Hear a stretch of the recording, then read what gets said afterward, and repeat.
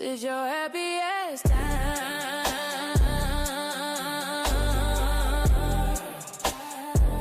Stop spinning that sound.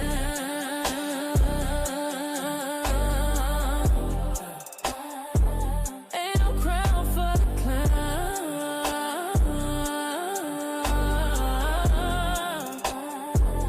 Sit your happy ass down.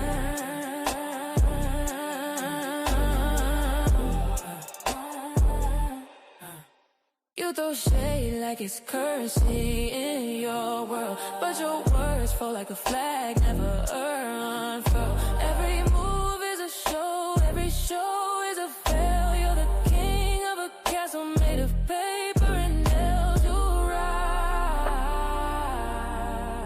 and you start thinking big, acting small, but I've seen through it all. Sit your happy ass down.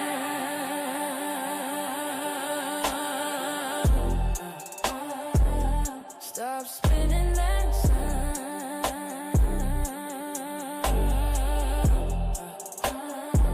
Ain't no crown for the clown.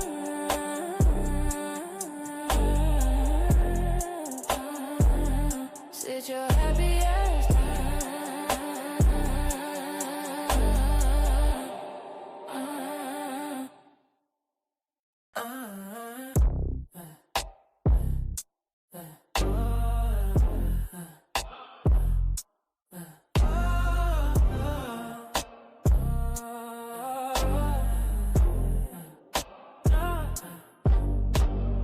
Neon lights flicker in a cold black air. Voices rising, but I don't really care. You keep crying about the fight, you don't fight. Why you always running scared of the night? Oh, you talk like you're climbing some wall, but you know where it all. Sit your happy ass down.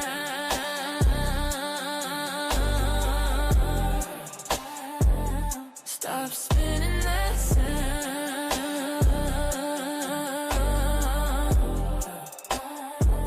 Ain't no crown for the clown.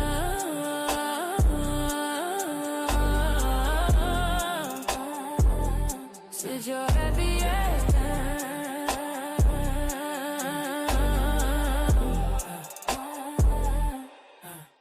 You throw shade like it's currency in your world, but your words fall like a flag, never unfurl. Every move is a show, every show is a fail. You're the king of a castle made of paper and nails. You rise and you start thinking big, acting small, but I've seen through it all. Sit your happy ass down. Heels for life on the track. You know what it is. Heels for life. Turn it up, let it bang. Heel. Heels for life on the track. You know what it is. Heels for life. Woo. Turn it up, let it bang. Heels for life on the track. You know what it is. From the mid-south all the way worldwide. We the force of the heat where the bad guys start. Reinforcer in the cut, keep the story in line. DJPO make it John when he gut, that's fine. Wild card talk slick, gotta take some 10 like skin gate and bring the chaos in. And get hit record, then the roof catch flames. To a nudge you hear that drop, you remember the name. Heels for life, we don't play nice. Every hot take feel cold as ice. From the blood to the mic, we define it height. Turn it up, hit subscribe, it's feels for life. Feels for life, where the legends ride. Every pop, every boot, we own this side. From the boots to the bikes, we define it height. Turn it up, hit subscribe, it's feels for life.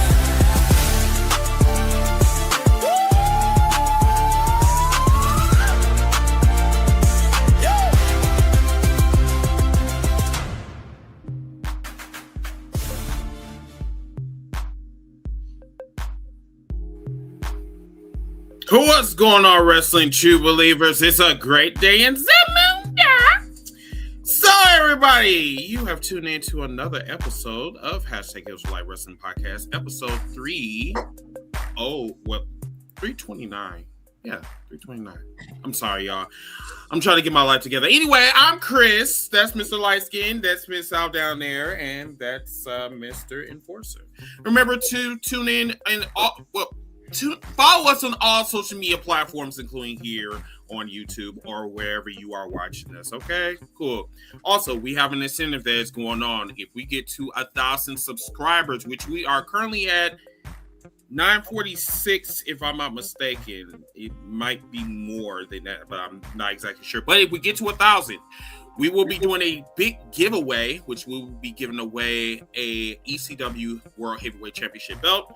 And also, we will be giving away some door prizes as well. As far as tonight goes, like I was telling the fellas in the cookout earlier, it was a very slow week in professional wrestling. So I had to kind of devise a plan to kind of keep not only the fellas busy, but all of you that's watching us right now, because, you know, we like to entertain on Sundays. We don't like some of that dry shit. You understand me? But other than that, we're going to talk about Dominion. We're going to talk about New Japan. I'm going to let the fellas take over while I'm still promoting, and then I will jump in when I am needed. So I will let either Light Skin, well, you know what? You motherfuckers, y'all can decide. Okay, I'm gonna leave. Y'all, bye. Where to begin? We had Dominion just Sunday morning for us, Sunday evening for Japan. Great card. It was a 9-match card with the main event for the IWGP Heavyweight title. Yuta's, I always forget his name, Suji against Kyle Newman, who was the as of the match, the youngest ever to have the IWGP Heavyweight title. But these matches, it has a lot of stories to it, and a surprise that happened. A couple of surprises. For sure. Which one should we start with first? I say we started off with what kicked it off, because that entrance that Sonata had was absolutely wonderful. Going through the anthology of Sonata before we got to the newest incarnation of what Sonata is right now, the cold-blooded snake, if you will, came in with red dyed hair, all red attire, and he just seemed very devious and very methodical in his wrestling style, so to speak. You know, still pretty much the same Sonata, still use, you know, maneuvers like the skull end, and still use the moonsault, the shining wizard, things that he learned from the great Muda. But I mean, this was still a really good match, a really great opening match. Like you said, with the entrance, gave me a little bit of the first Double or Nothing Chris Jericho, when Chris Jericho did it, showing his own old characters or gimmicks and stuff. Love that. Great idea. The one thing I do gotta say about Sonata, and I hope he's okay, because if you're a fan of Paul Orndorff almost had a similar thing where he did not do surgery, and his one arm, I don't know which arm, but it did not get a lot of let's just say I think it was his left arm where it looked kind of different. I think yeah, that's the nice thing we can say, different, because that's how Sonata arm looked to me. It looked kind of weird, because I watched the documentary before this came on, which is on New Japan World, called Fake. And he was talking about it. Like, he's talking about it. Sometimes he could barely brush his teeth with that arm, and he had to learn how to brush his teeth with the other arm, and barely could write because that's his right hand. But I said, the match to catch first of all, again, just like we say with Ospreay, when the last time we could say Takeshi had a bad match?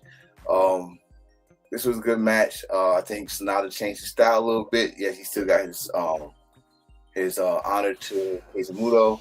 It's still on Cold Skull, Dragon Sleeper. But fell a little was short. This was fast paced. You don't remember the television title do got a 20-minute or 15 minute time limit.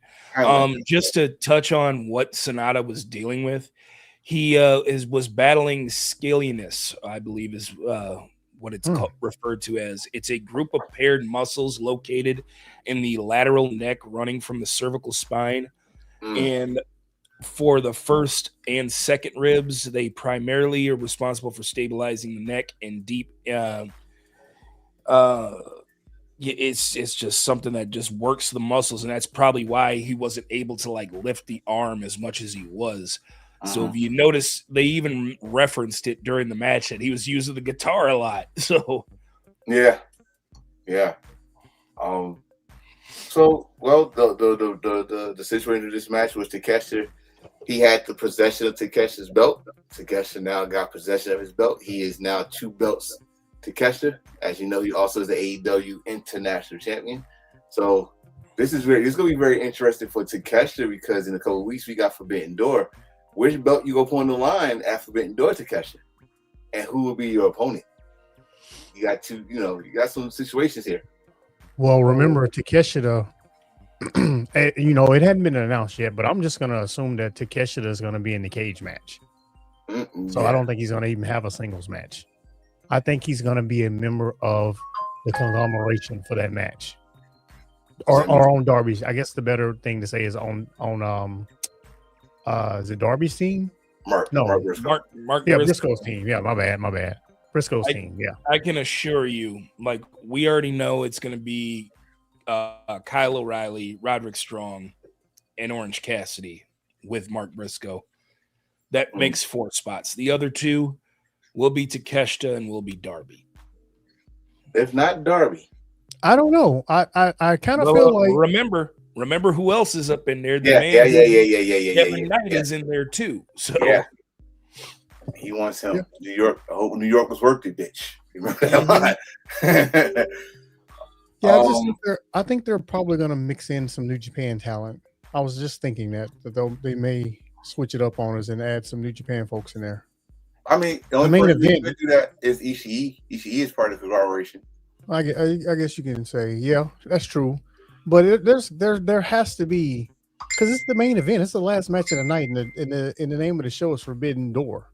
So you think some other New Japan talent would be in the main event if that's actually going to close the show? New Japan, I mean, we will talk about it later. There was some New Japan versus AEW stuff going on with this Dominion event as well we will get into later. So okay.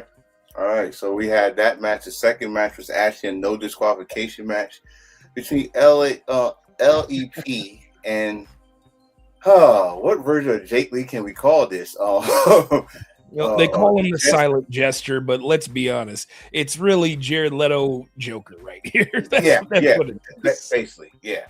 I don't really have much to say about this match except for ELP, you gotta be I don't know. You must have lost a brain cell during your diagnosis, because why you didn't put your little thing you put on your foot in the beginning of the match and wait to the end where it cost you the match. You should have put it at the beginning. See, Hill guy, the Hill ELP would have had it already in his foot. I don't know, but the match, I think, it's just getting momentum for Jake Lee. I think Jake Lee character is it's getting there. I see where he's going with it. I think I said this one time about him, is that injury that he had before coming back they was trying to tell him he might have to retire if he don't change his moveset. Jake Lee's a former GAC champion, former Triple Crown in All Japan. And he was like a strong side. I compare him to Nakamura at one point in his career. So hopefully this character change will help him out a little bit. But he still got those strikes, man. Those knees, good Lord. The one thing I truly enjoyed about this match was the callback from El Phantasmo coming out in Bret Hart inspired in ring attire. From the jacket all the way down to the pants. to the white boots, just everything Bret Hart, old school Bret Hart. The glasses, of course, were your traditional ELP, but I mean, they still came out, lighting up pink. So that was a good thing. But I'm with you on the whole, why did you not put the metal slab in your boot from the very beginning? And you tied your shoes all extra tight like you were going to lose them. If you knew you were going to do this, at least start working on it beforehand. Right. Or do it at the beginning before your match. But, I mean, he's a baby face, so, ELP is going to do baby face things until it doesn't work out for him. Damn that. It's a no disqualification match. You ain't no baby face in no disqualification match. No. At all. Anything you got to say, Miss South, before the next one? No, I love Phantasmo, though. I'll say that. I've always been a big fan of his. All right. Awesome. If I'm not mistaken, the next match was it was Yuya Uemura and Taichi versus the Mighty Don't Kneels. Zack Sabre Jr. versus Ryohei Oiwa. Very interesting match from so many angles. When I say that is, if you're a fan of Suzuki-gon, you know that Taichi and Zack Sabre Jr. was former IWGP Heavyweight Tag Team Champions together.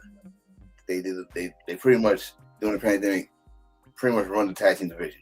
The Dangerous Techers. Of course, with Yura and I don't like fucking up their names. Everybody know I don't like fucking up Japanese names, but they started together into the Young Lion system. It's a rivalry, if y'all know, between those two and our new heavyweight champion, which we go to him when we get there. So one person did not feel like he was getting most exposure as the other two. He don't like that, so he took it personal. But it kind of switched during the match because now it's like, Yura is going after Zack Sabre Jr.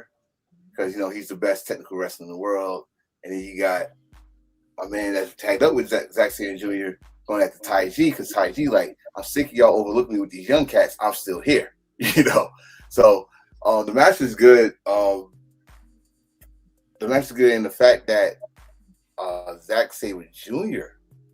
took the pin. It's going to be another question. Is that going to slow his momentum for the G1? Or it's not even G1. It's going to slow his momentum against Kenny. Yeah. That's next. So what y'all think? What was your thoughts about this match too? Good match, but I'm with you. I think, I guess it really depends on, will the story of him taking the pin move over to AEW TV? Who knows? But it would only make sense for Kenny to say something about it. Even though he already has, and now it's technically Zack Sabre Jr.'s turn to say something. Anything, light skin? This was a really good match. I enjoyed the match. I think it's more so for Yuya and Taichi because, I mean, at the end of it, Taichi eventually tried to get a opportunity at a play-in match when it came to the G1 Climax, which I'm pretty sure we're going to talk about later today too as well. As far as Zack Sabre Jr. and Kenny Omega goes, I believe this should have been the moment that Zack should have said something if he hadn't already said something, like the press conference after his match. So I didn't get a chance to check and see any press conference matches or press conference comments that were made or whatnot. But I believe, and that's the beauty of it too. New Japan doesn't do a whole lot of like in-ring stuff. If they do, they save it for like the bigger matches, like the ones that are in the co-main event and the main event.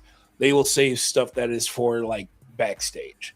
And honestly, I'm still excited for this match. Like I said last night in our post show after Collision, if you know the history that Zack Sabre Jr. and Kenny Omega, they first met in the G1 when they were in the same block back in 2018. And that match was amazing. So do not forget, if there's any match to look forward to at Forbidden Door, if you're just not feeling it, go back and watch that G1 match between Zack Sabre Jr. and Kenny Omega. Exactly, because I did. So and I think the next match was. Hold on 1 second, y'all. I gotta let me tell you real quick. So we have a question from Papa. I'm not going to butcher your name. He asked, do y'all follow Dragon Gate as well, or just New Japan Wrestling only? I try to follow Dragon Gate as much as possible, to be honest. I do follow them. I subscribe to their YouTube channel a lot, and a lot of times I just haven't been keeping up with them, mainly because of work and things that I'm doing, but I try to keep up with Dragon Gate as much as I can. Let me answer the question this way. We follow everything. It's just hard to keep up with everything. But wrestling is our life. Well, I had to answer. You just answered for me. I concur. So the next match was for the Never Openweight title, if I'm correct, they light skin. And Aaron Wolf retains his belt. I gotta say, man, this dude, I think he's getting better now. He's learning how to mix his judo with wrestling now, because he also still showing that he's a rookie. Yep. But that's good. That's good at the same time. You're going to be in rookie situations, especially with someone like Ren here that had the House of Torture on his helping them. But surprisingly, Wolf had help too. Takeshi came out and helped him. I forgot who else came out and helped him, but got rid of some of the people in the back of the House of Torture. Once he came 1-on-1, it was all him after that.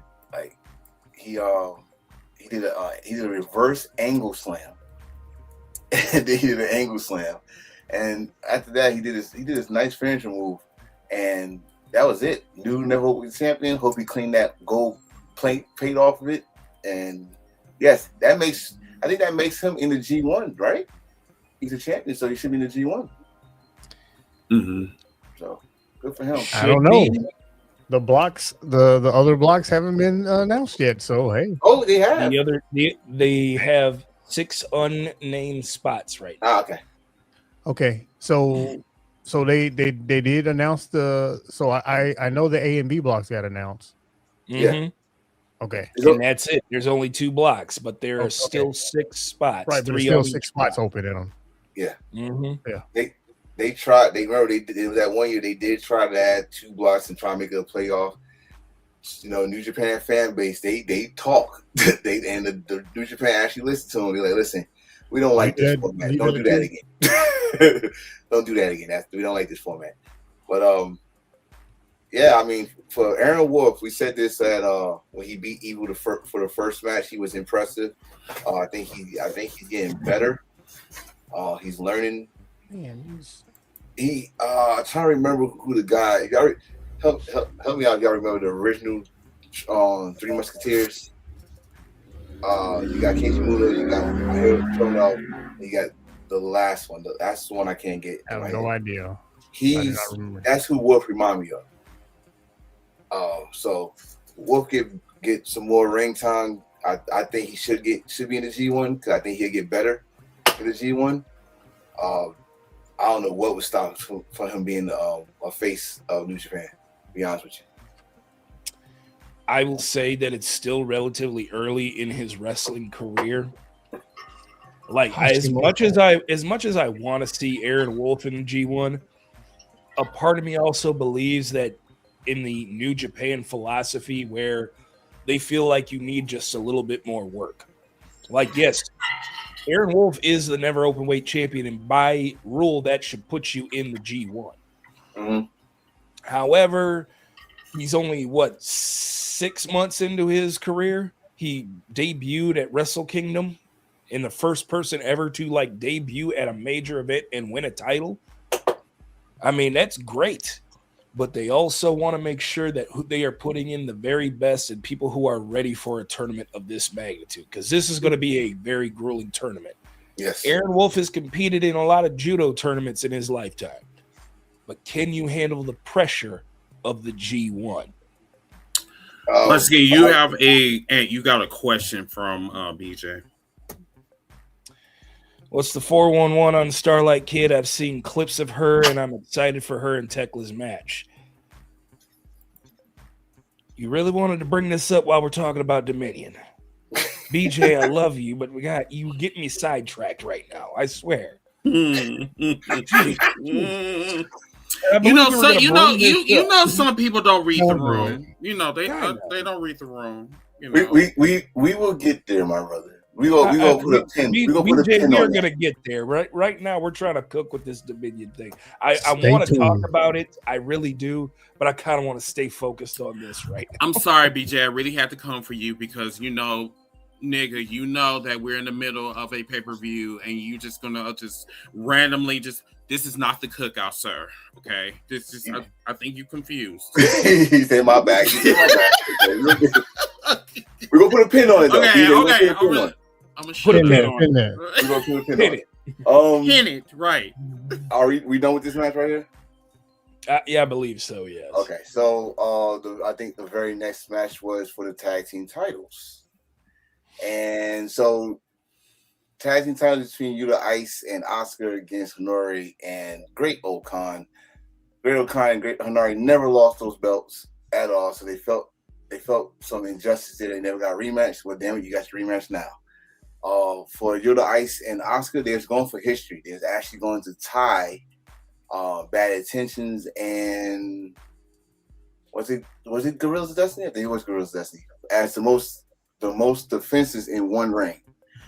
And this match went crazy. Like, this is a whole new United Empire. Not new, but the attitude is back. Let's put it like that. The attitude is back for how they started. And Great Okan, if you watch the follow-up to this match, he was quiet, which is unheard of with Great Okan. Great Okan talks shit. When it's more dangerous. It's like being in prison and trying to mess with that one guy that don't say nothing. But if you mess with him, that's the guy that probably in here for mass killings and all that stuff. Great Okan didn't say nothing the whole time. Yuta Ice was just talking shit to Hanare. He was disrespecting Great Okan. He didn't say nothing. But when that bell rang, Great Okan went berserk. This man just started laughing and playing with them, tripping them, just embarrassing them, like treating them like young lions.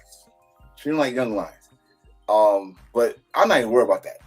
It's Hanari and Ice. Stop it.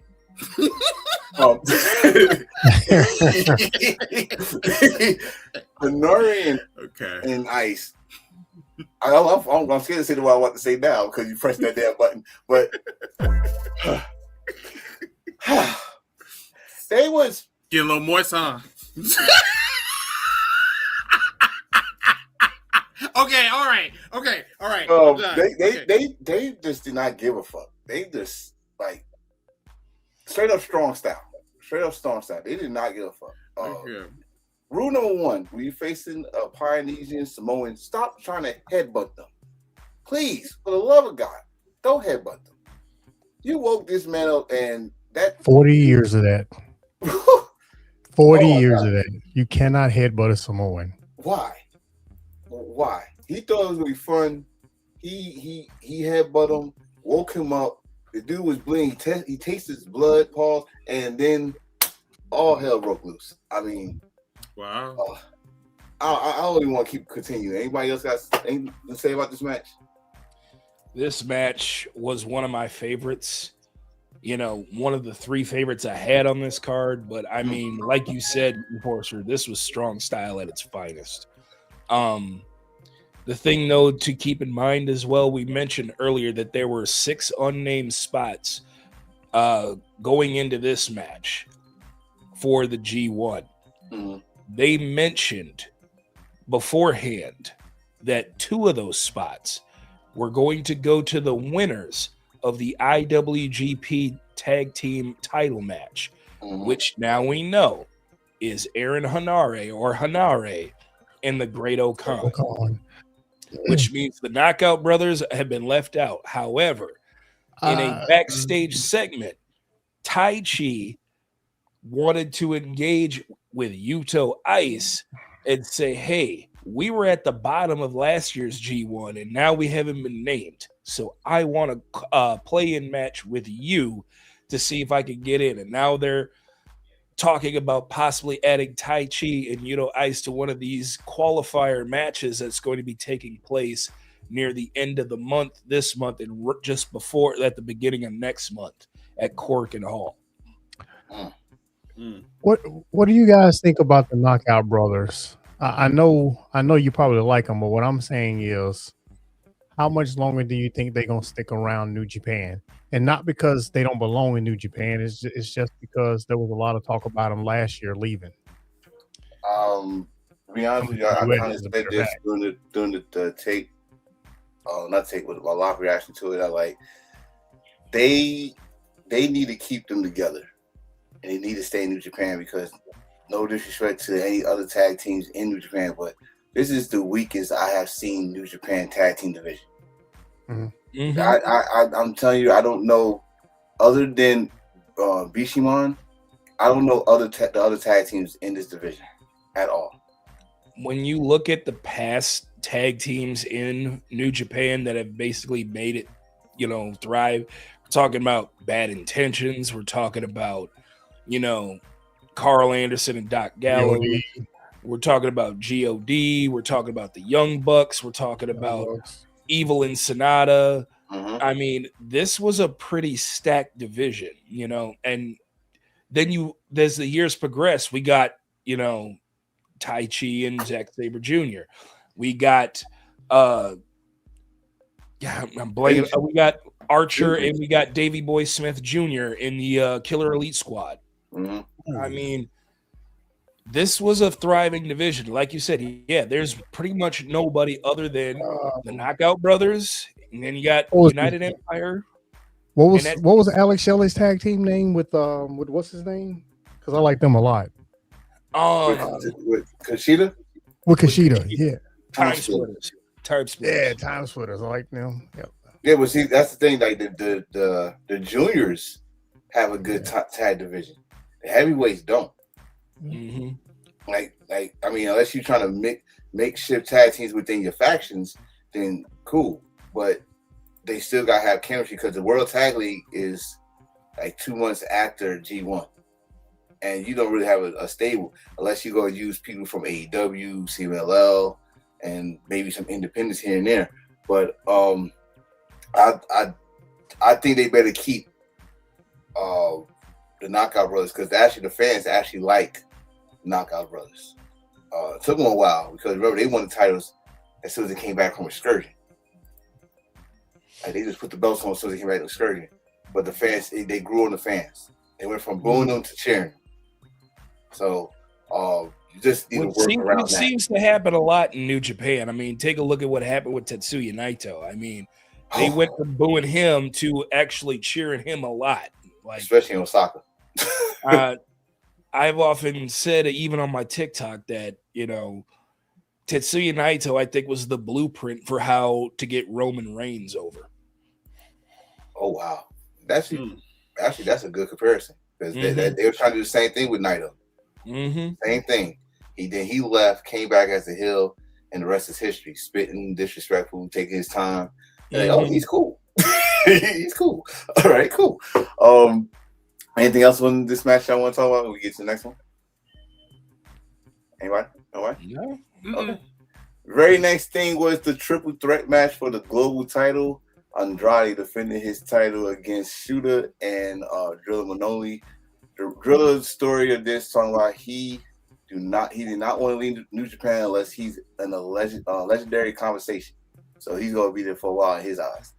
Shooter, who had, counting this, 19 title shots of any other titles. He had 19 matches. Yeah. And then of course Andrade, whose mind is elsewhere. Oh, that's what I'm gonna blame it on. His mind is elsewhere. But the match was sweet. Drilla, Japan loves Drilla. I can't express that enough. They wanted him every time he does something, they pop. Every time someone did something to him, they got booed. Shooter, on the hand, he was 50-50. Like if he attacked Andrade, they cheered him. But if he touched Drilla, boo, No, boo him. But at the end of the match, Shooter, lucky 19, he wins his first singles belt or any belt in New Japan. So congratulations, but couldn't celebrate. Why he couldn't celebrate? Because the old dog came back. The old dog came back to piss on the lion. Before we get to Gabe Kidd, bro, I know I've said it on this show before. I ain't never been a fan of Shooter. Oh yeah. I can't. I tried so many times to like that dude. I just don't. I've never seen the appeal in him. I know Moxley tried. New Japan tried. They trying to make Tanahashi. They trying to make Tanahashi clone out of him. It does not work. And what did I just bring up? I just brought up the blueprint for how Roman Reigns got over. I think maybe it's time for Shota Umino to have that very same arc that Tetsuya Naito had. But see, because I thought he was going there. I'm sorry, go ahead. I'm sorry. No, we all thought they were going there, but they're still keeping up with this, forcing Shota Umino. Listen, faces of the company have to happen organically. We've seen it happen time and time again. Stone Cold Steve Austin, The Rock. We've seen it happen with Sting. We've seen it happen with AJ Styles. We've seen it happen with so many other people. Diamond Dallas Page. It's a perfect example. Exactly. They have to happen organically. And even in the case of New Japan, even with Hiroshi Tanahashi, these things have to happen organically. The problem I think with Shota Umino is that we know so much of his history, that his father is one of the referees in New Japan, so of course people think that there's some sort of influence of pushing his son to the top of the card. That's dumb. I mean, let's face it, fans talk, and when fans talk, all of a sudden people start to believe all the chirping that's going around here, over here and over there. It turns into this really bad game of telephone. But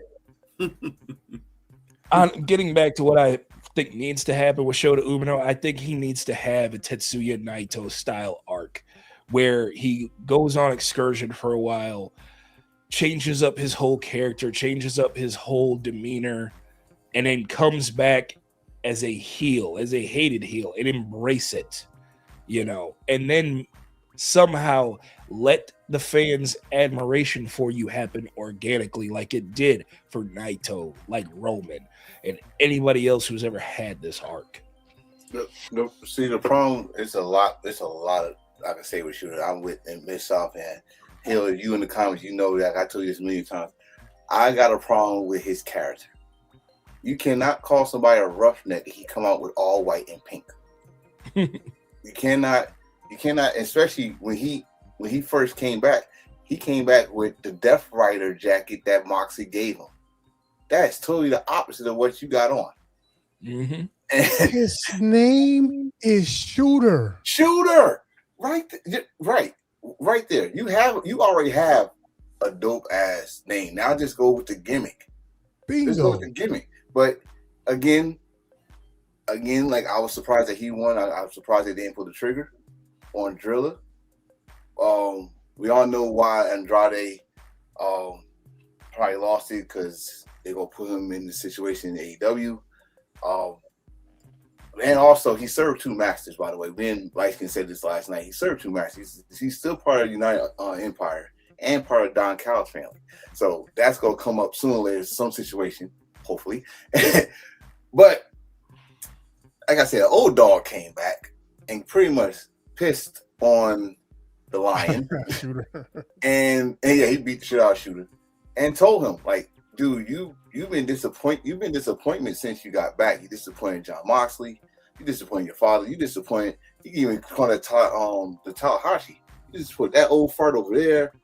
And then he almost slipped up and did his promo from last year where he said fuck AEW, fuck WWE, New Japan, He Ishimon. definitely said fuck WWE. Yeah, he definitely said that. But when he got the AEW, he said, wait a minute, nope, fuck. Yep, New I got Japan. work there. Yep. Oh, whoa. Mm-hmm. Right. He like, whoa, okay. He may have done that on purpose. Huh? He may be done that on purpose. Maybe. But the thing is, now we know, because again, first of all, we kind of knew he was back already because Juice Robinson told us last night he was back. Well, so he did say on Twitter though that he's trying to get his green card situation. So he may not be available. What's up, Steven? Right now. Gabe Kidd. Oh, that's why he's gonna be. He's going through bullshit too. He said he's going through it. Now he mentioned, I think he either typed it or he said it on a video. I think he typed it on his Twitter account that he's, as soon as he gets his green stuff situated, he'll be back in AEW. Good. Better company. Tony help him out there. Tony help him out. I mean, it's gonna take a while because remember Pac had that same situation, and you know, but with, I think they did put him in the G1, so they're gonna keep him busy for a while. Yeah, so he's gonna be in New Japan for sure. Yeah, so he's gonna be definitely healed because he's gonna have AEW all on his gear. He gonna piss them off. That's what it's supposed to be, especially for Forbidden Door season. Like, all right, it's time brand supremacy right there. Steven, we're not at the main event yet, but we're getting there. Anything else y'all want to talk about with this Gabe Kidd situation? Y'all got anything to say about it? The only thing that I would say is Gabe Kidd is the adrenaline rush that pro wrestling needs, especially on that side of the wrestling world. Like, I love Gabe Kidd. Like, he reminds me so much of Stone Cold Steve Austin almost.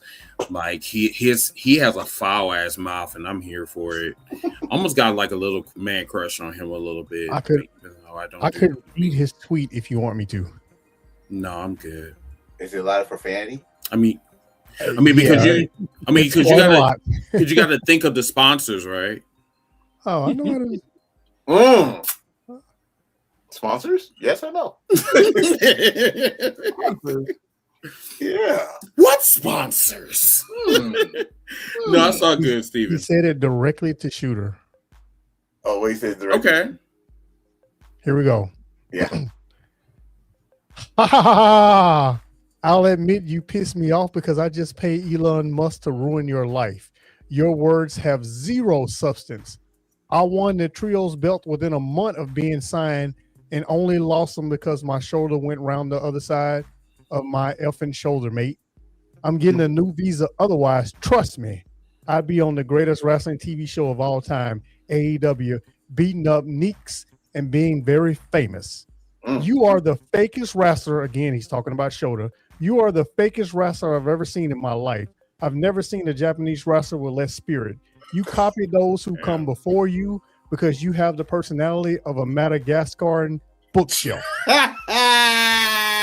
Every opportunity you've ever got came from your dad running to the office and telling them to put you there. Without him, you would have been fired years ago, living your life as an alcoholic, working in a ramen shop. Wow. You've been wrestling every week this year, and your physique resembles a Japanese modern-day Greg Valentine melted candle looking oh my god, pussy, my boy. I outwork you every single day. Dude, that's just savage, man. Suck every female member of your family of your age, you rat. That man is just. I pandered. One more short paragraph. I pandered to them, man, for a year and a half, and it made me nothing but depressed. You've been doing it your whole career, and you'll waste it away into nothing. You can never touch me in the ring. You can never compete with me. You will never be my rival. We will never be equal. I will outclass you in every way possible, you stupid, ugly, doughboy, Okada Glazer piece of SHIT rat. Bro. And for the people that do not know, you said BITCH, right? Yes. That means bitch. Actually, it was SHIT.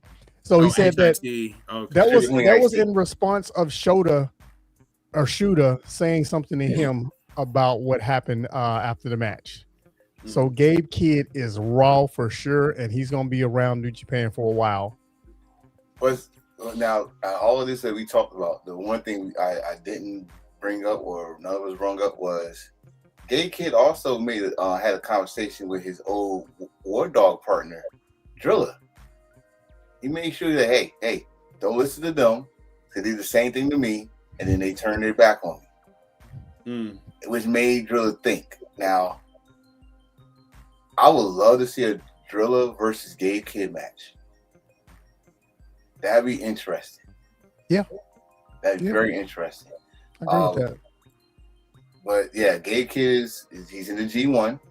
He's gonna be in Japan for at least for a couple months, so might as well use him. Yeah. Anything after that? Anything? No, I'm good. Okay. Next match was the semi-main event, Junior Heavyweight Championship. The Super Junior Champion, Yo, against the champion, Doke, but I call him Dookie. Wait, what? Yeah. Juice Robinson made Dookie Kevin. Juice Robinson started. Juice Robinson called him Dookie. He uses the Dookie Chokey Kevin. Oh my god! It should be on the Mount Rushmore. Oh my, that is a good one. They should have had him be on. They should have had him be on commentary too. I miss that. Oh my god! Gino, I miss you so. Gino Gambino, I miss him. I miss Gino. The match was solid. I loved the match. Speaking of Doke, he's a good fucking wrestler, bro. Really good. Without the House of the Torture shenanigans, he's a good there. He came a long way. I remember when he first came to New Japan, and he was supposed to be the young boy for Suzuki Gun, I guess you could say, under Desperado. But he's a good wrestler. That was a good match. Then of course, Yo's former partner Show comes in as always, trying to prevent him from moving up. But no, it didn't work. Like we said earlier on the before the show, he hit Show with the sweetest super kick with some those was Jordans he had on, by the way. So that just made it even more sweeter. That's the sweetest super kick you gonna see with some Jordans on. Woo! Woo! Jeez. Here it is. That's Dookie. Right. But it's still God. Look at that kick. Look at the form. He smacked the hell out of his guy. That super kick was like something nasty. I ain't gonna confront you. He smacked the hell out of his guy with that one. Just kicked the shit out of him. No wins the title. No, bro. He hit his finisher move. But of course, again, shenanigans between Show happened, but again, he got rid of Show. Great match between these two. I'm seeing a rematch sooner or later down the road, but great one for Yo. But then all hell broke loose after this match because everybody wanted the title shot. Fuji came out. Show was still out there. Master Waddle, who got clocked for coming out there the first time, and then you had one more person, right? Who knows? Akira, Fujita. Yeah, we have Fujita. Akira. Kosei Fujita. Francesco Akira. Francesco, there it is. Master Wado and Show. Francesco, I cannot forget you, Francesco. Those four right there.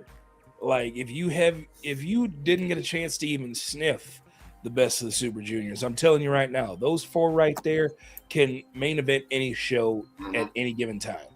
You know, I was actually El Desperado. Did you say sniff? Yeah. Okay, I'm sorry, light skin. I won't do it again. I'm sorry. Yes. Have my remote Okay. But yeah, so Yo said this. He said this like all right, listen. It seems like all y'all want me, so we gonna have Yo games. The first person that gets to win the fight on the fatal 4-way, you get your title shot. And he walked away happy, of course. He just wanted his junior title, his first title reign. So congratulations to him. Anything y'all want to say more about this match? Other than that sweet super kick. No, that was a good match. It was a really good match, especially that one dude that looked like something off of like Ninja Gaiden. Like, dude, this is them them counters and submission moves, dude. Is woo. Well, I'm gonna talk about New Japan as a whole. It's just something that I've noticed, but we'll talk about that a little later. Okay. Well, we are here. We are at the main event. We are here where Tsuji is trying to get his belt back. Kyle Newman is trying to continue his reign of terror. And boy, these boys was going at it to the point they was hurting each other. Like Kyle Newman back, his knees, Toji, his wrist, his ribs. They was going at it. Thank you for that picture. Right that man fucking smiling, boy. He getting super cute. I'm telling you, bro. I'm telling you, it's like kick to the face. He's like, oh yeah. He's more dangerous smiling. Like that's the only thing. If he don't smile, he kicked in the fucking face and still smile. It's diabolical. It's diabolical. The fuck? He's up, man. I like this movie. No, I'm getting my foot. Just me like it. Yeah, I love my face getting kicked in. Give me more of that. Yeah. Yeah, give me some of that orange chicken. That man said, "Please, sir, can I have another?" Please, sir. I'm so racist. You was. I couldn't help it. Wrong restaurant. I ain't gonna repeat it. Said wrong restaurant. I don't know. Like I said, I don't know about the ending of this match. I don't know about the end of this match because it seemed like the pain was finally getting to Kyle Newman. He was trying his best. Like I said, reminded me when Shawn Michaels hurt his back at WrestleMania against Stone Cold. Mm-hmm. He tried, but it was that weird ass move, and he slammed him. I mean, he suplex, body slam, snap, whatever you want to call it, but he pined through the spine, went to the for the pin, 1, 2, 3. The match is over. I was so lost. Right, go back and look at it. Like no, don't worry, because I have it. Oh, beautiful, right there. Like the referee counted 3. He looked around. I was shocked. I'm like, the fuck? Did he just do a modified like belly slam, or like I don't know what the fuck it was, but it was quick. Yeah, it was very quick, very quick. Yeah. So we got a new champion. I can't repeat what all the shit he said because usually I'm more Ferguson. What the hell I just saw than that, but he's the champion again. Which I'm reading this comment where he said Kyle shouldn't say anything once Will Ospreay bring whatever. Again, if you know the story, he was trying to outshine and outdo Will Ospreay. He's mad Will Ospreay is actually getting help from the Death Riders. It's 2 storylines into one with Will Ospreay. He's part of this, so can't wait for that situation. But Kyle Newman, when it comes to his injury, he did tweak his back.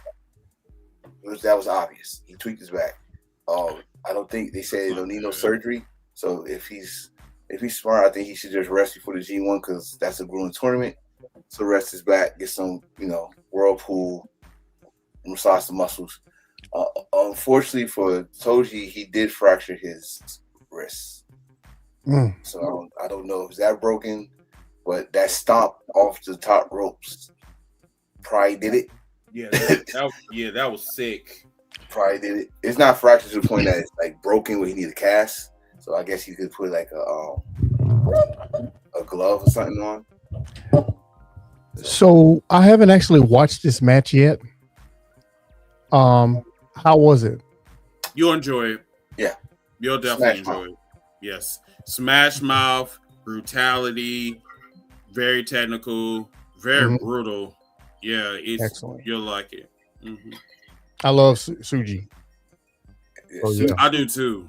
Like, is he a villain in real life? No, he's the face. He's a face. You sure? Because that man does not act like a face at he's all. A face. He's a New Japan baby face, AEW heel, even though he's never technically wrestled for AEW. He had one match AEW. But that was Forbidden Door. Yeah, last year. Was that last year? That's right. Oh yeah, that was last year. Yeah. What did he? No, the year before.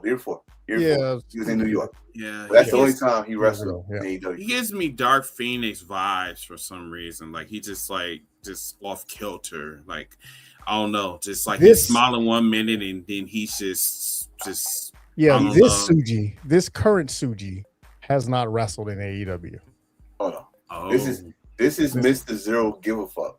Yeah, this Suji right here, the one that's been bad mouthing AEW for 2 years, hasn't crossed the forbidden door yet. To be honest with you, like a lot of guys, especially Kyle Newman was saying something about AEW too. Like all the guys that left New Japan to go to AEW, they felt betrayed, blah blah. But like I always say, like Okada, what else can Okada do? He did everything in New Japan. He did a new challenge. He went to AEW. Well, they needed to build new stars, and they couldn't do that too there anyway. And that too, like New Japan. The one thing about New Japan is they build their stars from the scratch, from their dojo up. And you can't cut it there. You got other options in Japan, like Noah, All Japan, and DDT, all that stuff. But after that, like, dude, what else can you do? Naito had to go. Naito's in Noah. Okada's in AEW. Evil gone, and then NXT. You got to make new stars, and y'all got to step the fuck up. So it's your chance to be one of the biggest shows of the year, and this show did not disappoint. I think it made some new household names. They wasn't household names, and let's see what happens in this G1 because that's really the fans will really see how you is doing this grind on tournament. So good show right in New Japan though. I loved it. Okay. Cool. I would say, do y'all want to take a intermission or do y'all just want to flow through it? Because to be honest with you, I'd rather just flow through it. To be honest with you, I'm good either way. Good. Okay. Let's go to Heel News and Rumors, and then we'll go to the personal segment.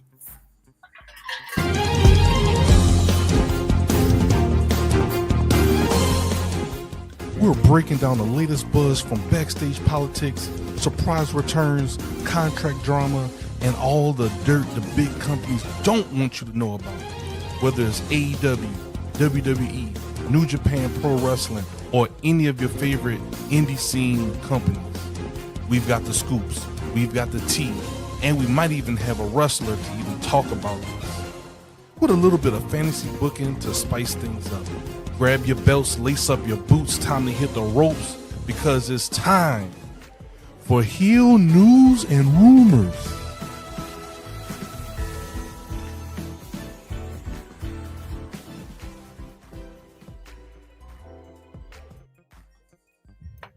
Thank you, Ziggy, for that. All right, so Heel News. All right.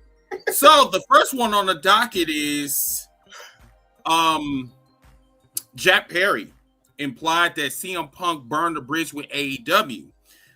So recently he was on I believe CM Punk was talking about for some reason he had AEW in his mouth again. He was on the podcast and they were talking about the incident that happened between Jungle, Jack Perry, the problems that was going on backstage and blah, blah, blah. And then there was a question that was asked to CM Punk about, is he going to come back to AEW? He said, never say never. But then Jack Perry came behind that and left this. He left a monkey burning the bridge.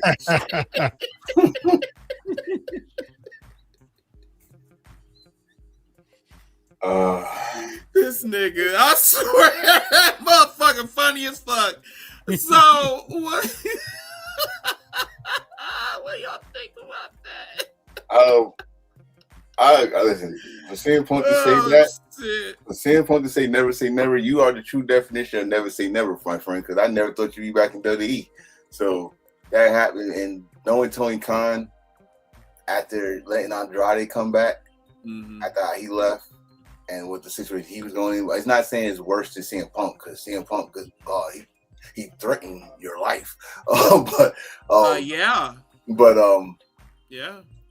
Thank you, Jack Perry, for that one because that's pretty much telling us there's no way.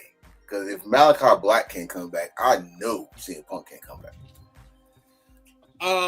Do you think that they will be welcome amongst the fans? Because I think that's the one that I'm really kind of curious about. Unless they do all their shows in Chicago. I will have more to say about CM Punk once we get to my segment, but oh Lord.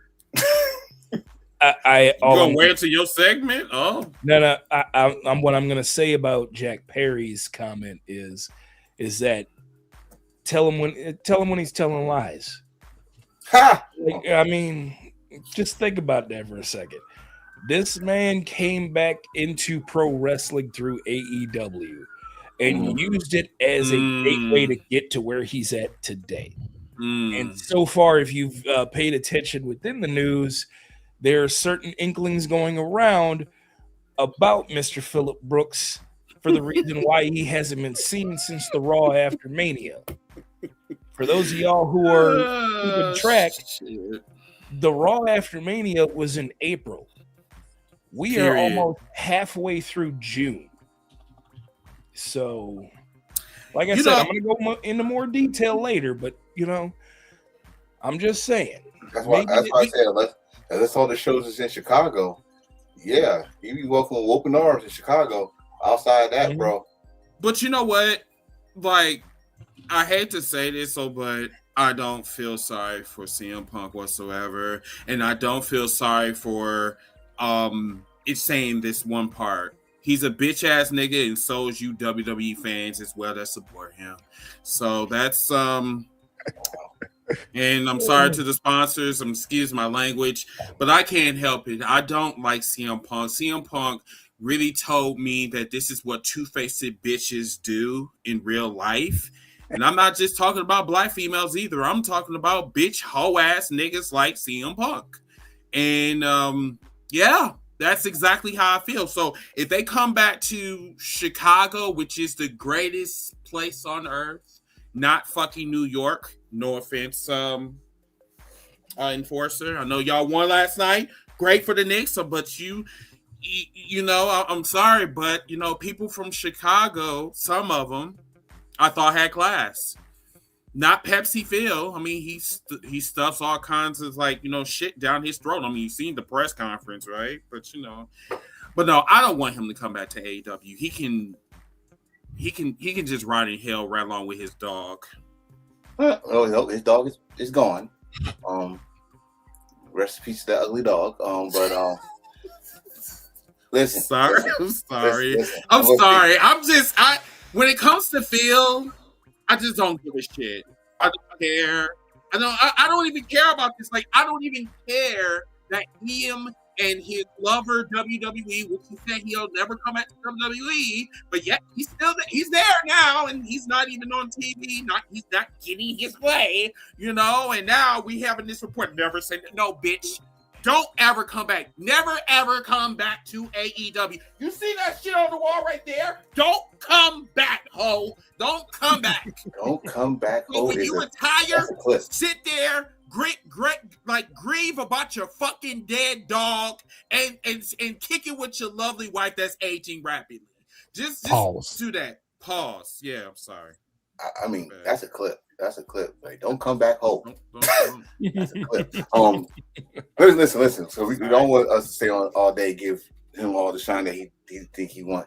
Listen, CM Punk. Listen, you already did the never say never. You're not gonna do another never say never again. That's not happening.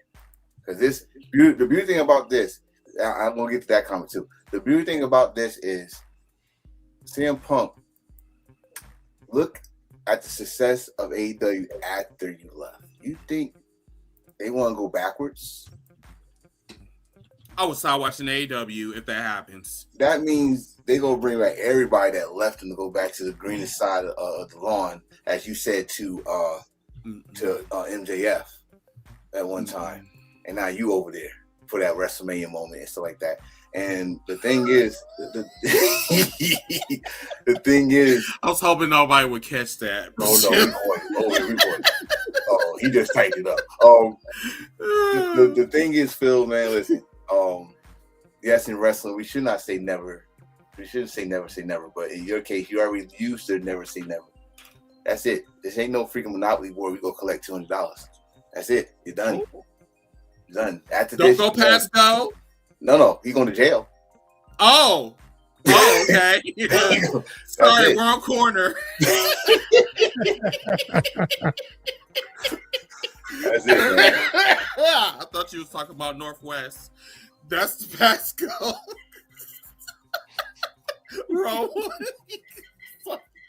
Your next top point, motherfucker. Just. Oh God. Okay. Anybody else have any other comments?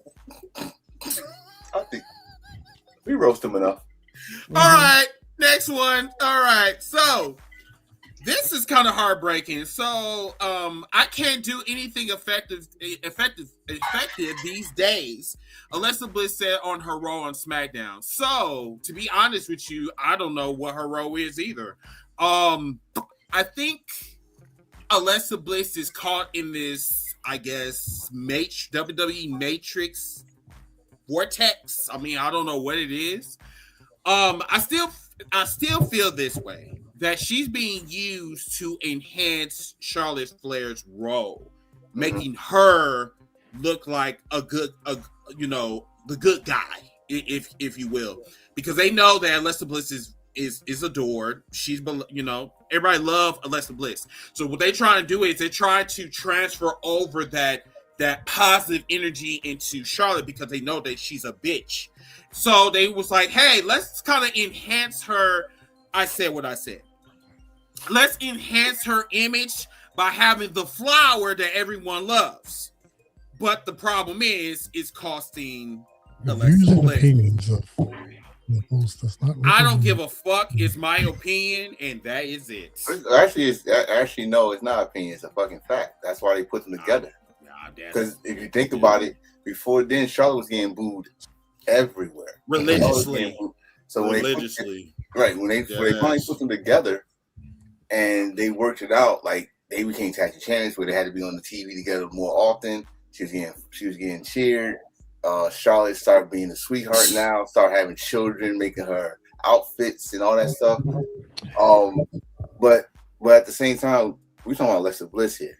Alexa Bliss, former Raw Women's Champion, former SmackDown Women's Champion. But you know what? I'm gonna just say this, and I'm gonna land my plane with this.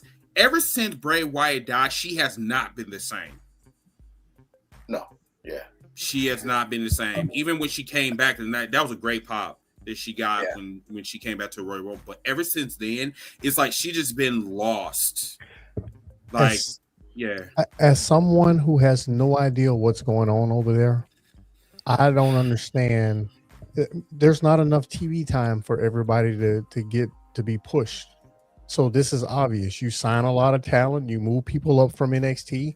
There ain't room for everybody to have a role. There just isn't. So is that what's going on? Is there not enough TV time for? So because like majority of the TV time is to either going to the Judgment Day that looks like the Odyssey from like 1998, or like the Bloodline, which we have talked about a couple of times, and I'll get into that a little bit.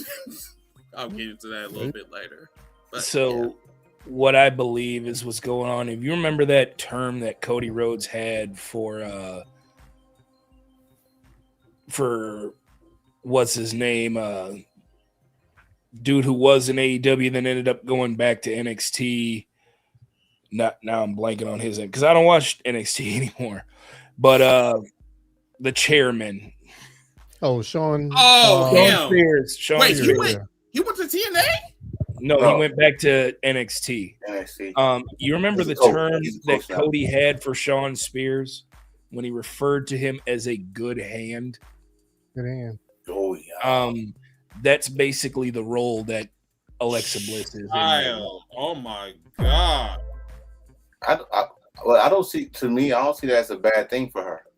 It's not. I'm not saying it's a bad thing. No, I'm just saying. I don't think it's a bad thing for her. Being used as a hand is diabolical. But well, knowing her history, and stop using that damn button when you say hand. But knowing her history, she has concussion history, and she's injury prone.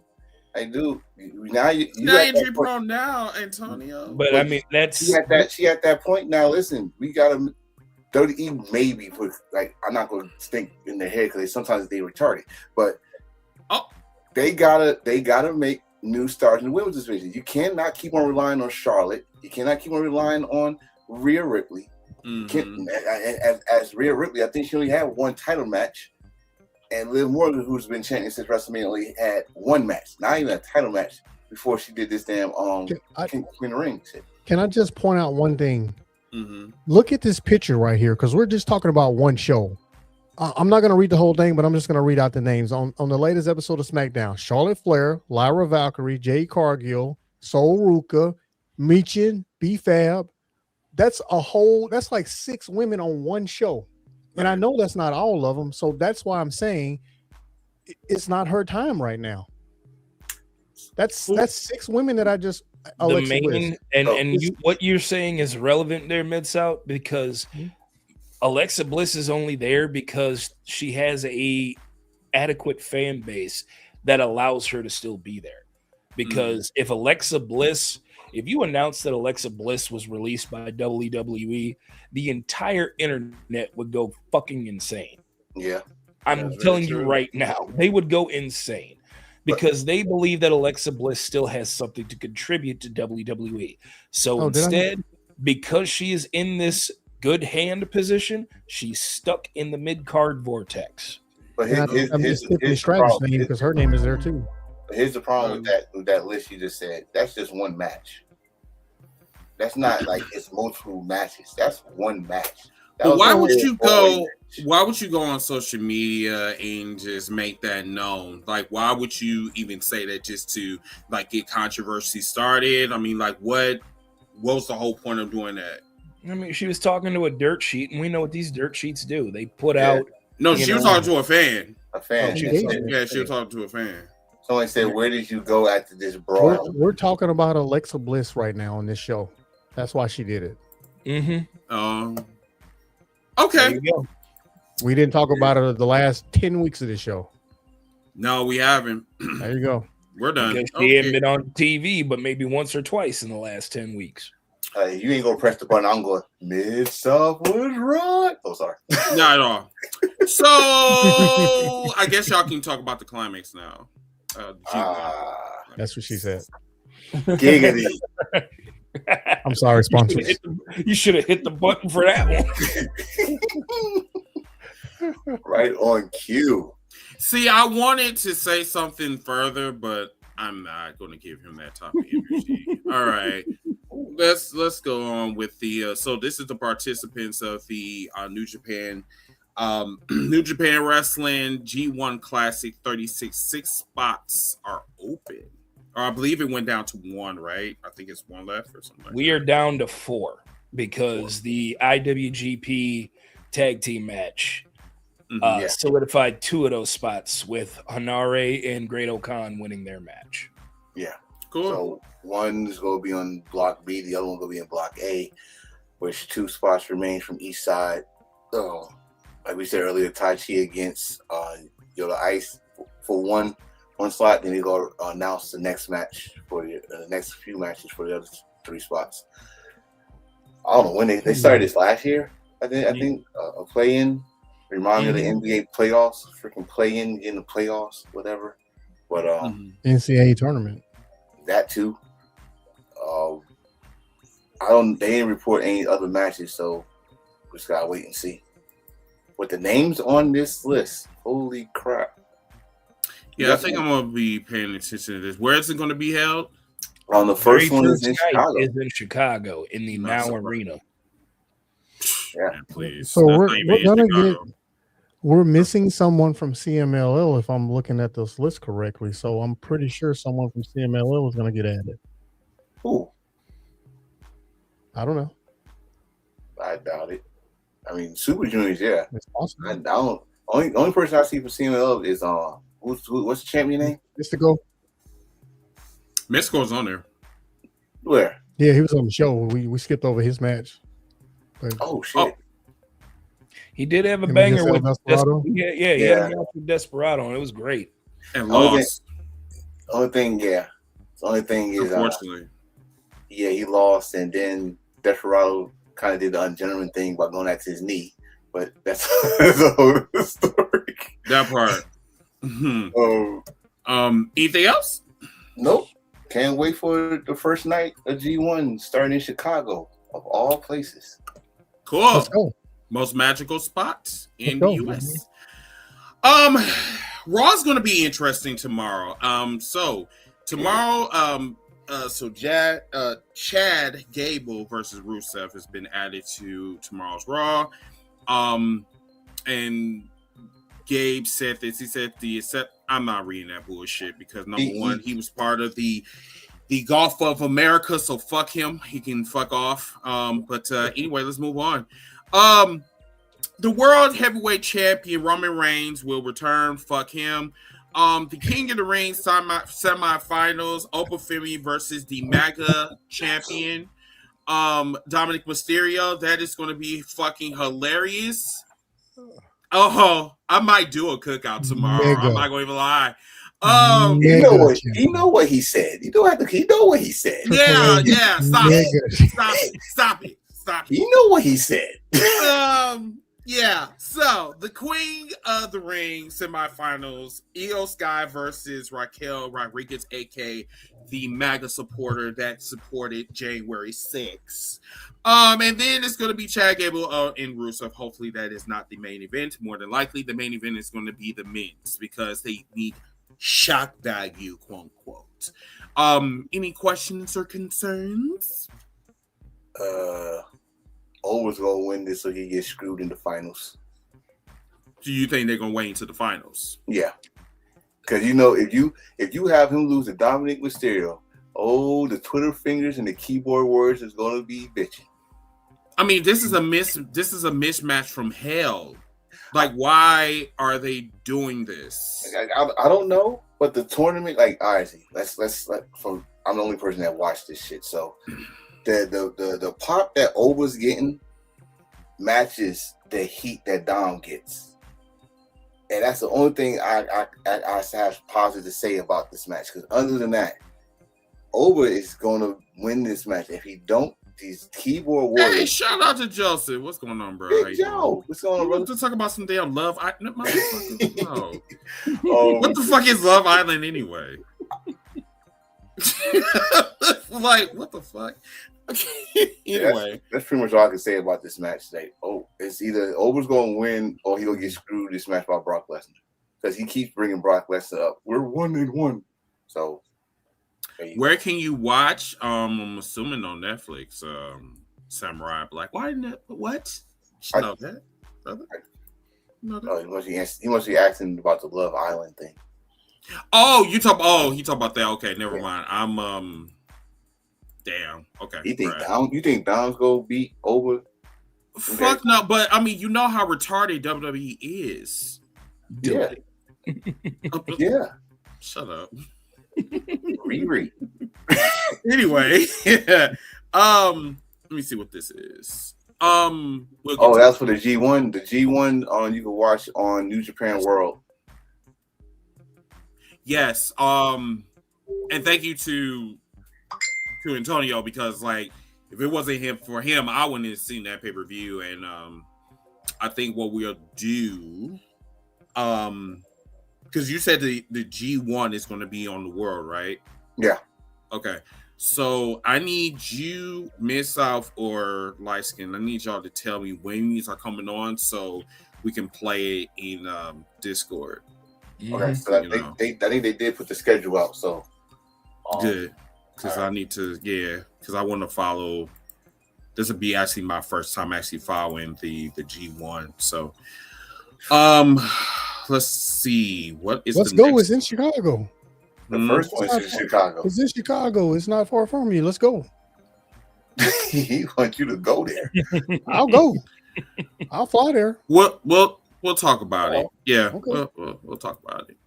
Now, this fool, the DUI Uso, so he continues to keep facing backlash.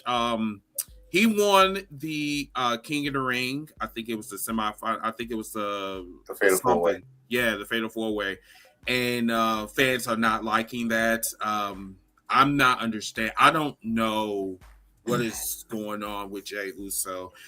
I mean, this is crazy. This whole entire storyline, y'all, with Jey Uso really needs to be studied.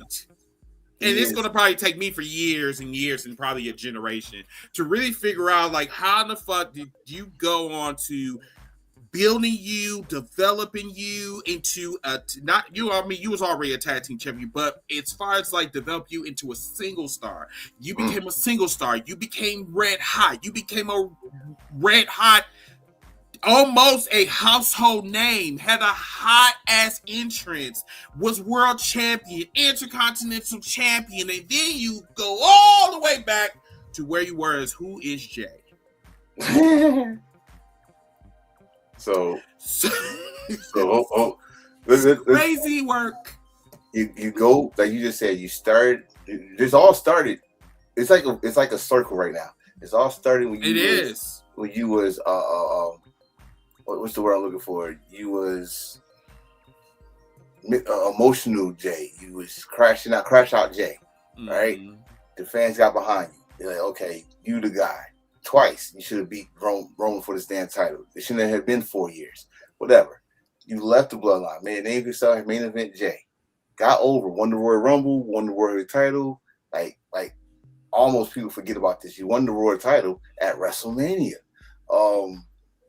Lost it like in a couple weeks. Back to Gunther. Was confused. Don't know what. You still got the highest intro. But then you work yourself back to the bloodline. You work yourself right back to Roman. You work yourself back to your brother. Now you back to Crash Out Jay. Daddy. Which is crazy. But the thing is about this, as much as y'all, well not y'all, but as much as the people that dislike this shit, it equals to the people that's at these events that, well, again, for one reason only, your intro. Oh, when they hear the intro, they know they about to do the little yeet thing and all that stuff. But when I saw videos of the live reaction when he won, they were standing, they was cheering. The shit like you just said, this shit gotta be studied. It really gotta be studied because this man the online hatred he get don't match with the live audience love he get. Yeah, because if y'all doing that shit online, but yet you're yeeting in person. Once again, like I said about CM Punk, some of y'all are some two-faced bitches, and y'all really need to be called out on your shit. But the thing about it is, and this is like not this. He was like, "Well, Chris, I don't think that really does happen. You gotta understand, baby. This is 2026. This is the world of the manipulative and the gaslighting and believing in alternative facts. So believe it. All right, and look." And just like what Minsal said on the comment, when his interest ends, what do we have? He still got the lazy throw punches. He still got the sloppy Joe spear, and he also got the not duplicated super splash. And that's it. I'm not saying that I hope nobody on here in the comments is a Jey Uso fan. Y'all getting butthurt what I'm about to say, but to me, he was never the guy. Because they dropped the ball when he was the guy. He should have won the title at SummerSlam. That was it. To be honest, WWE fans are the equivalent of a kindergarten classroom. Anytime you play the hokey pokey, they feel like it's class participation and they want to do the hokey pokey. So when Jey Uso's music hits, they all want to do the hokey pokey yeet. So that's what it's all about. And that's what it's all about. I get to yeet, I get to dance and make myself look like a fool. But once it's done, it's like, man, I can't believe we just did that. I know, but it's such a catchy tune. You're right. When they do that, are you going to do it again? I sure is. I lost 5 pounds last night. And you want to know something? When I eat it, I actually blew out my arm and I separated my shoulder and the trap muscle, and I decided to yeet some more, but unfortunately I can't lift up my right arm, but I do a lot of things with my right arm. But when it comes to yeeting, I don't mind if I lose that motherfucker because I love participating in yeet. Sorry. I'm sorry. I thought he was going to go a whole different direction with that. I was being prepared. Bet you was. But no, this picture that you see right here, here's the problem. I'm not going to talk about the black man, the only black man that's in the picture. It's just irrelevant. I'm talking about the only two, the two white men, like right here. Well, including Jey Uso because he the equation. I was just playing. So LA Knight and Prince never was, I guess. I'm sorry. Mr. What's his name? Finn Balor? Yeah. I still remember his name. They had an opportunity to make something of these two, but for some apparent reason, it seems like these two are being punished over and over and over again. Now, LA Knight was on Raw, and he did a promo, and I just really feel that he should stay off the mic because that man they don't give a fuck about him. That man is looking like a complete loser each week I see him, and it's really doing a disservice to him and his time in WWE at this point. If you are not going to use him, you need to stop making a fool out of him. You have made a fool out of him for the last 3 years, and the shit is absolutely just diabolical at this point. Finn Balor's he's one of them niggas where he just there for the money. He doesn't give a fuck about. He doesn't care. So with that being said, fuck all four of these motherfuckers, and then including the black dude that's on the far right. He looks like he's not even there. He just anyway. Listen, I'm gonna say it just like this. Finn, you did all you can do. And yes, you are there for the money. So we're gonna Miss South, I'm getting really tired of you. Really tired of you. You do you. I'm just laughing. Getting really tired of you.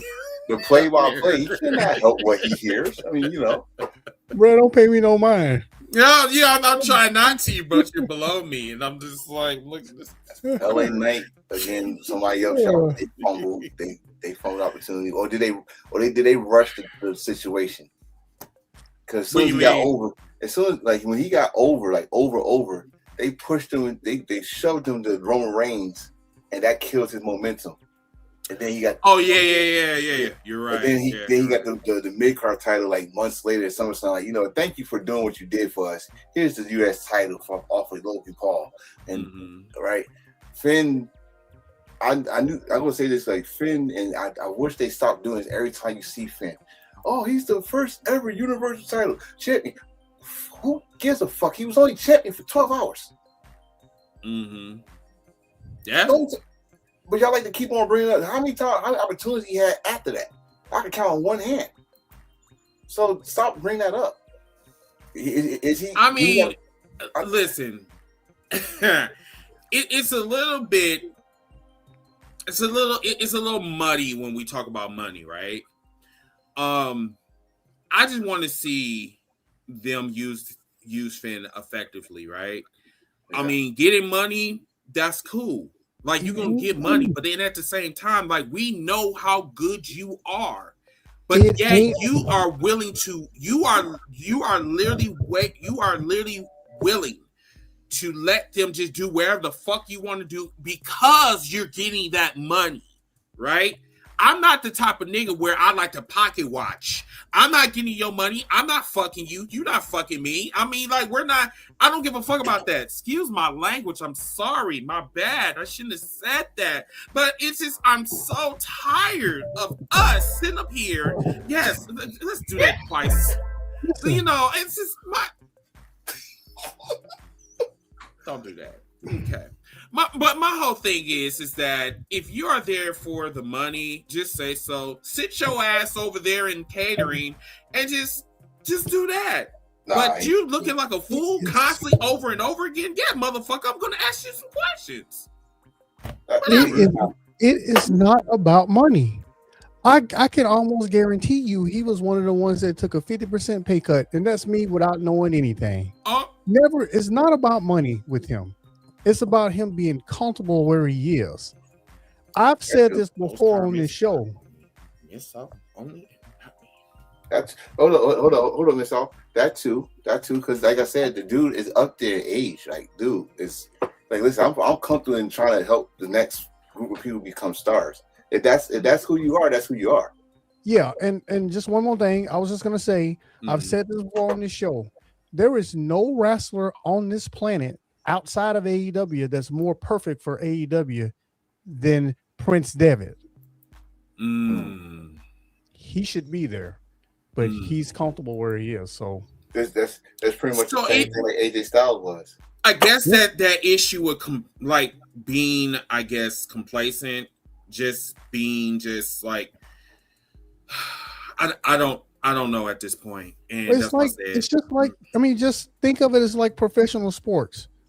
If you with a team for a long time, I mean, that's your team. Right. I mean, it is what it is. You resign. Cam Jordan. Yeah, Cam Jordan has been with the Saints for a very long time. It's really time for him to go. But he don't want to go. He wants to stay a Saint. Same thing with Alvin Kamara. Alvin Kamara told the Saints not to trade him, not even to a contender. He wants to be a Saint. Some people just want to be where they are. That's cool. They got a house. They got a house there. They love the neighborhood they at. They don't want to move. Listen, I'll take a pay cut. I want to stay here. Use the money you will give me to get some extra weapons. So when he retires, he can be a coach there and continue working for the company. Okay. That's cool. That. Let's move on. All right. So Jacob Fatu said this. I'm here on behalf of the tribal chief. I'm not here for Jay. I'm here to talk to Solo. I'll be brief. If there's one way to kill somebody's momentum, there you go. And that's it. They turned the Samoan werewolf into a wino dog on the streets. This the guy that I saw was the longest reigning MLW champion. The guy I saw at House of Glory had a great match with another guy that's supposed to be coming back named Bronson Reed in a House of Glory. And now he is pretty much, as they said before the match, you are Roman's servant. You go to serve me. And I don't know if you got this in the next picture, but I don't know if you got the next picture, but what Solo said to him, I hope they keep that same energy with Solo. That's all I'm asking.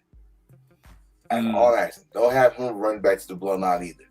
I love that. That's about it. The only thing I love about the SmackDown when Solo got on and said, "Tell your tribal chief he can go to hell." I'm like, yes, Solo. I love you, Solo. See? Oh Lord, look at that forehead. Oh, see, I didn't mean to pull this up so early. Oh, I did not see this angle. I didn't mean to pull this up so early. Okay. All right. So that's a whole lot of head. Good Lord. Light skin. Stop that shit. Stop it right now. Stop. She got a 6 head. Stop it. Stop it. She don't have dreams. She has movies. Oh. She got Vaseline on her forehead. It's shiny. You know, I know about getting some good head, right? Who's that hitting her? That would be Charlotte. She's hitting her on the head.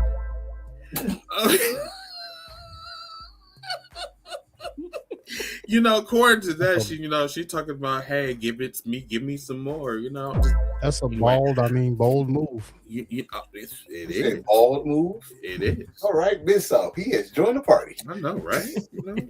Fuck them sponsors. Oh my god, man, hold on, my shit is a little bit moist. Hold on a second. Let me just put it Piss you off that a lot of people are going after Jade for this, and most of them were. Yeah. So, I was mistaken when we was talking about this on the cookout because they said when she was being stripped, like probably twice. I think it was 3 times, if I'm not mistaken, in that fatal 4-way. Charlotte, I believe, intentionally, allegedly, I'll say allegedly, was playing with her wig. And you know how white people like to play with our hair and shit. You know what I'm saying? Stop. Okay, so for some reason, she just kept pulling it back, just trying to see how bald-headed she is. And I guess Jade, we just know that that's not her real hair. Well, we knew that part. We didn't know her forehead go back farther than the headline. Jesus. She got that Fat Joe going on. Stop. Listen. For some reason, the bald eagle went for some reason, like she was running too fast. That's what it looked crazy. Okay. All right. Okay. So for some reason, this went viral. I don't know why. But Jay Cargill been really getting roasted. Yeah. Roasted ain't the word, to be honest with you, because I didn't see the video until I got into the fellows was talking about this shit on the cookout, right?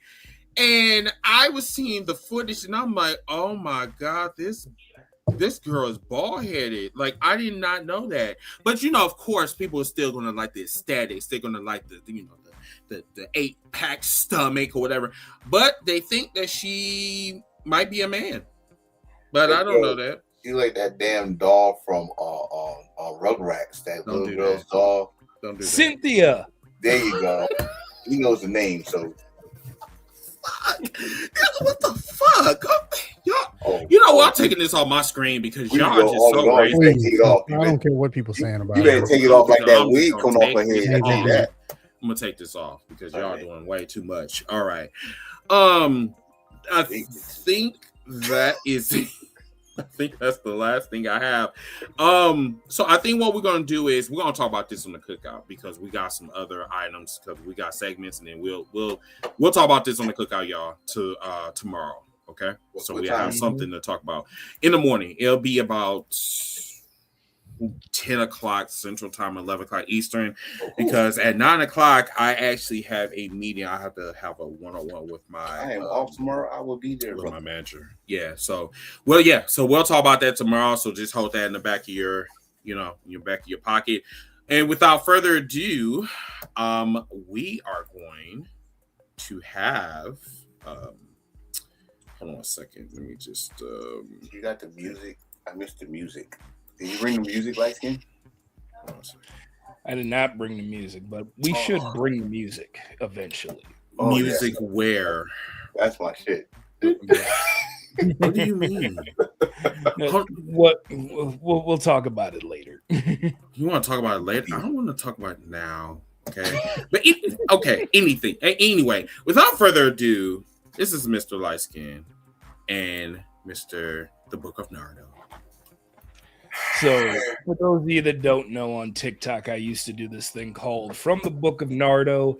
It started out as my own version of Bill Maher's New Rules, because I was actually a fan of Real Time with Bill Maher until Bill Maher went crazy and, started to change up his whole style. So I decided to give myself my own little rules, because it was kind of like a jab towards that and a jab towards religion, which I am no affiliate member of anyway. So, that being said, from the Book of Nardo, now that Steve Macklin has emasculated TNA president Carlos Silva by telling him to sit back down in your cuck chair, from now on, TNA Impact should have Carlos Silva sit on a balcony in the arena where the light is dimmed, so much so that all you can see is an outline figure of him sitting in a chair with a cigar and a Shirley Temple in the other hand.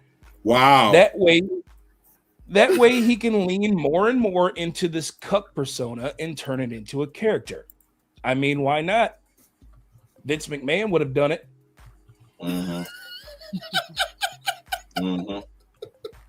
From the Book of Nardo, the Bloodline story has ran entirely too long.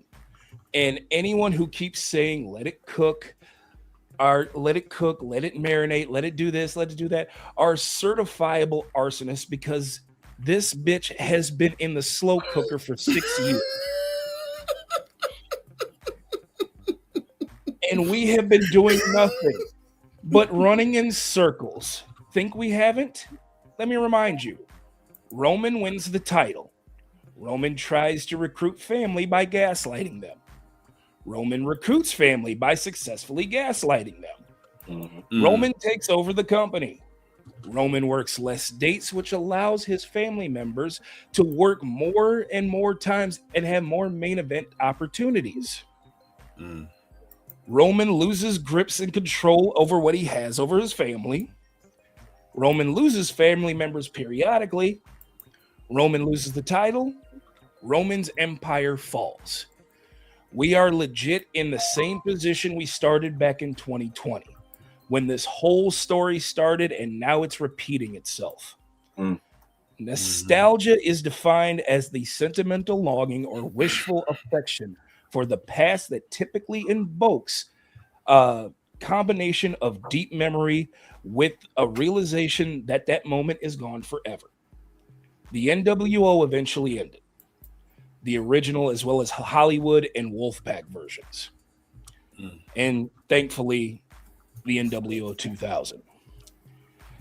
DX eventually ended. I mean, it had to. You couldn't get in trouble for doing crotch chops at school anymore. The Shield eventually ended. Hell, Bullet Club, Chaos, Suzuki Gun, Queen's Quest, Oedo Tai, they eventually ended. Don't you think a company that has multiple dozens of writing teams can come up with something creative for you? I mean, you're the nostalgia company. How can you create nostalgia for something if you don't make it go away? From the Book of Nardo, and this isn't even wrestling related, but if you are one of those self-identifying macho alpha males, in particular, the ones that are, don't have hair and like to comment on people who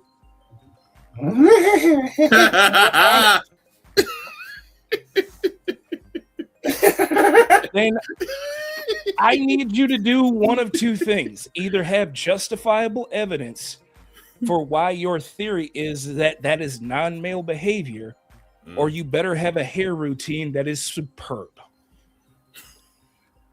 I am so sick and tired of this alpha male macho stature where everybody has to comment and say things that are man-like. What do you know about being a man? I mean, it's never been properly defined. I don't care what anybody says. We had to sit for the past 2 weeks and watch a 5'6" rapper tell a 6'1" NFL quarterback that painting his nails is non-manly and sends the wrong image. I'm sorry, but you had a song that says two red bones kissing in the back seat. Don't stop, keep going. Relax me.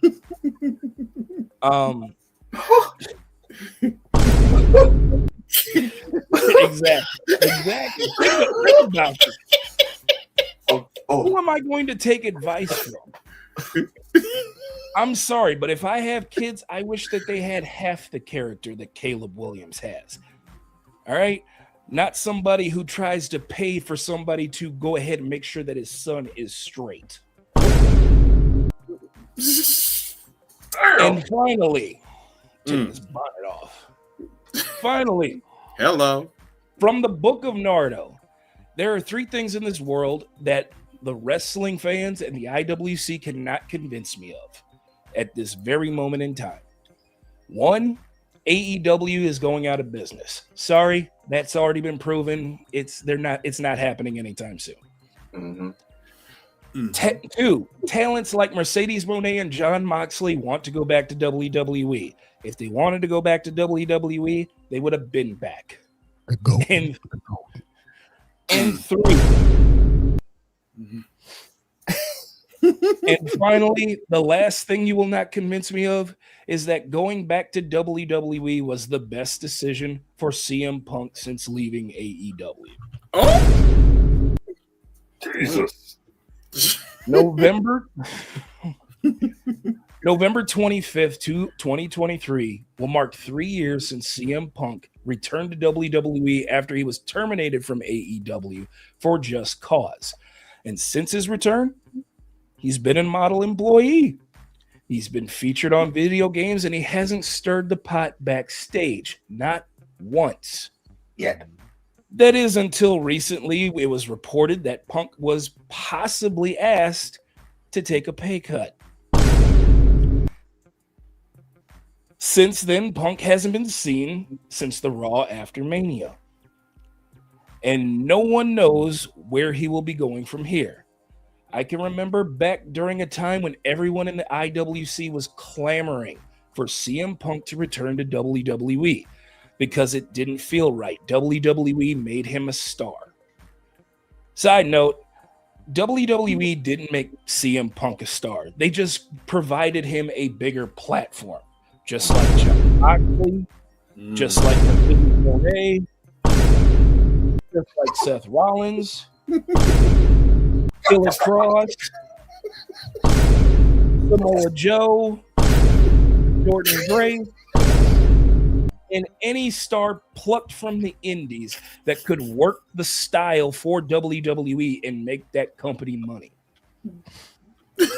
Stop saying that WWE made these wrestlers stars.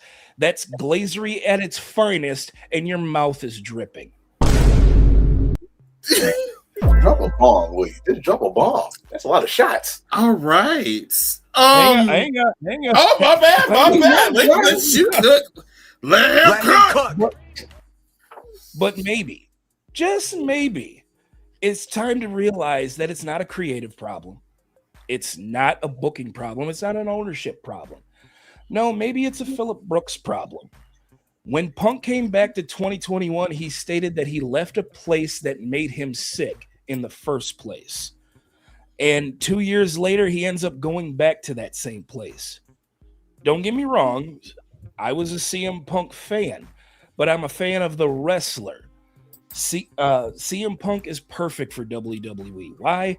Because that's just what he is. He's a character in a universe that is all about entertainment, not pro wrestling.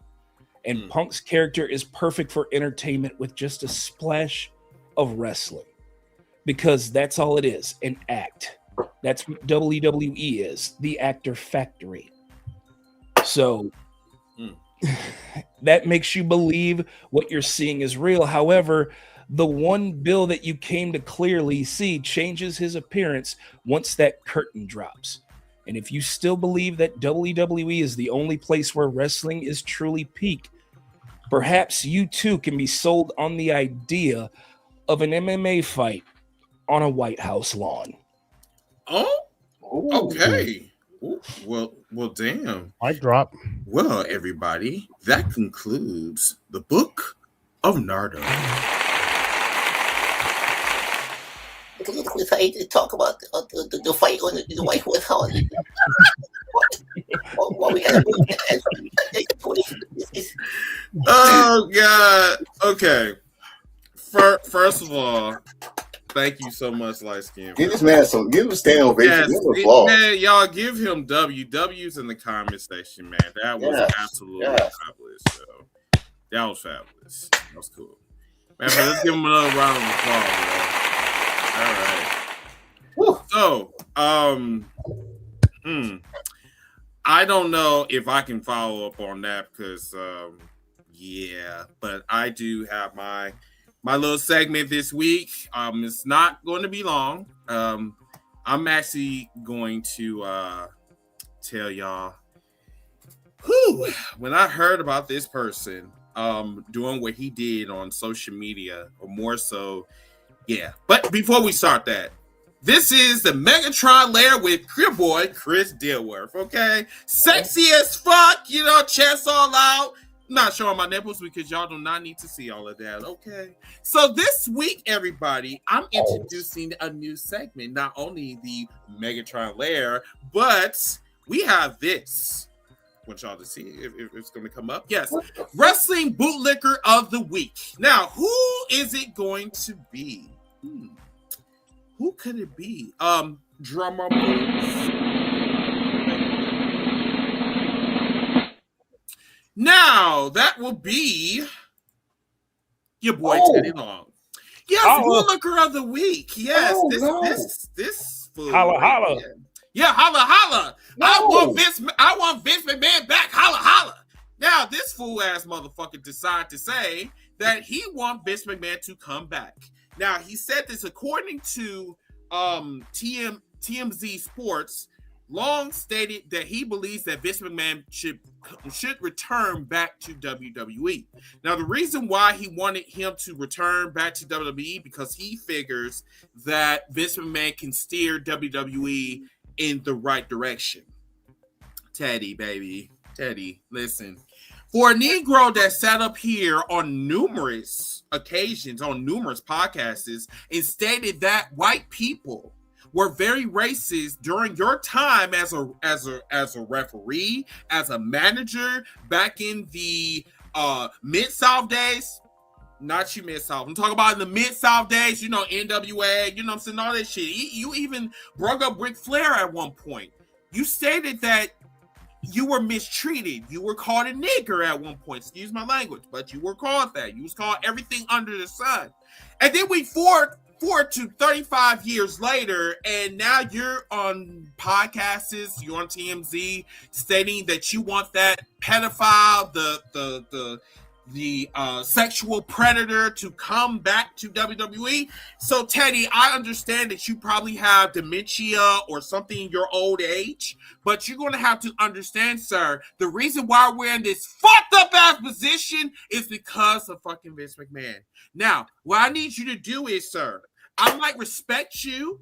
I might respect what you have done. You are hilarious. Yes, you are a pioneer. You are even a WWE Hall of Famer, even though that is not a real place. We understand that. But what I need you to do is I need you to use Google.com before you start making these suggestions of who should come back to WWE, even though the motherfucker that you suggested to come back to WWE is the reason why WWE is in this position in the first place. Now, the thing about it is, I should have said Coon of the Week, but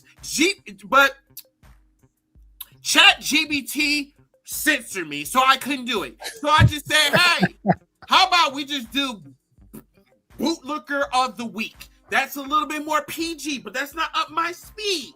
But I just want people to know this. There are too many of you house Negroes that's coming out in drones. And each time y'all come out in drones and it's in the wrestling industry, which me and Mid-South and Light Skin and Enforcer that we talk about, you know, on a week-to-week basis, sometimes day-to-day basis, I'm calling your bitch ass out. Okay? Yes, Sonic Ring. I'm going to cuss you out to the point where I'm punching you where the Sonic Rings is coming out of your fucking ass. Okay? So, with that being said, everybody, Mr. Teddy Long, Bootlicker of the Week. Let's give him a standing ovation, everybody. But you know what? I got even something better. I'm a clown. I'm a clown. I'm a clown. Oh, Holla. my God. You're welcome. So this is our version of Donkey of the Day? Yes, sir. Yes. It's going to be instead of Donkey of the Day, it's going to be Wrestling Bootlicker of the Week. You're welcome. All righty. Yes, someone asked, "Do you read the chat?" He was in the middle of a monologue. I don't think he was trying to read. He's not ignoring you on purpose. He was cooking. So you don't interrupt the chef when they cook. Sure. Let me go back up. Okay, so are you flooding the chat on purpose? Like, what are you trying to do, Dominic Mysterio? Like, did you not see me? Like, I was having my sermon. And he came in the middle of the sermon. Yeah, okay. He came in the middle. Okay, so what is your question, sir? like what's so you just came in live. Okay, so if you have any questions for me or in the past, no, okay, cool, all right, because I thought you was kind of flooding the live a little bit. Yeah, thanks for joining. All right, so with that being said, that concludes my segment. Next week, everybody, when we'll probably have Mid-South and we'll have Enforce, unless y'all want to do it this week. Well, wait a minute. We can't leave. There's one thing we didn't talk about. It's the headline of the show. We didn't talk about Shane Taylor production. Oh, no. We're getting to that. As a matter of fact, that brings us to, I believe, the main event. So yes, the main event. Let's drop this down real quick. Okay. So Shane Taylor Promotions, take By Any Means Necessary. Who want to start?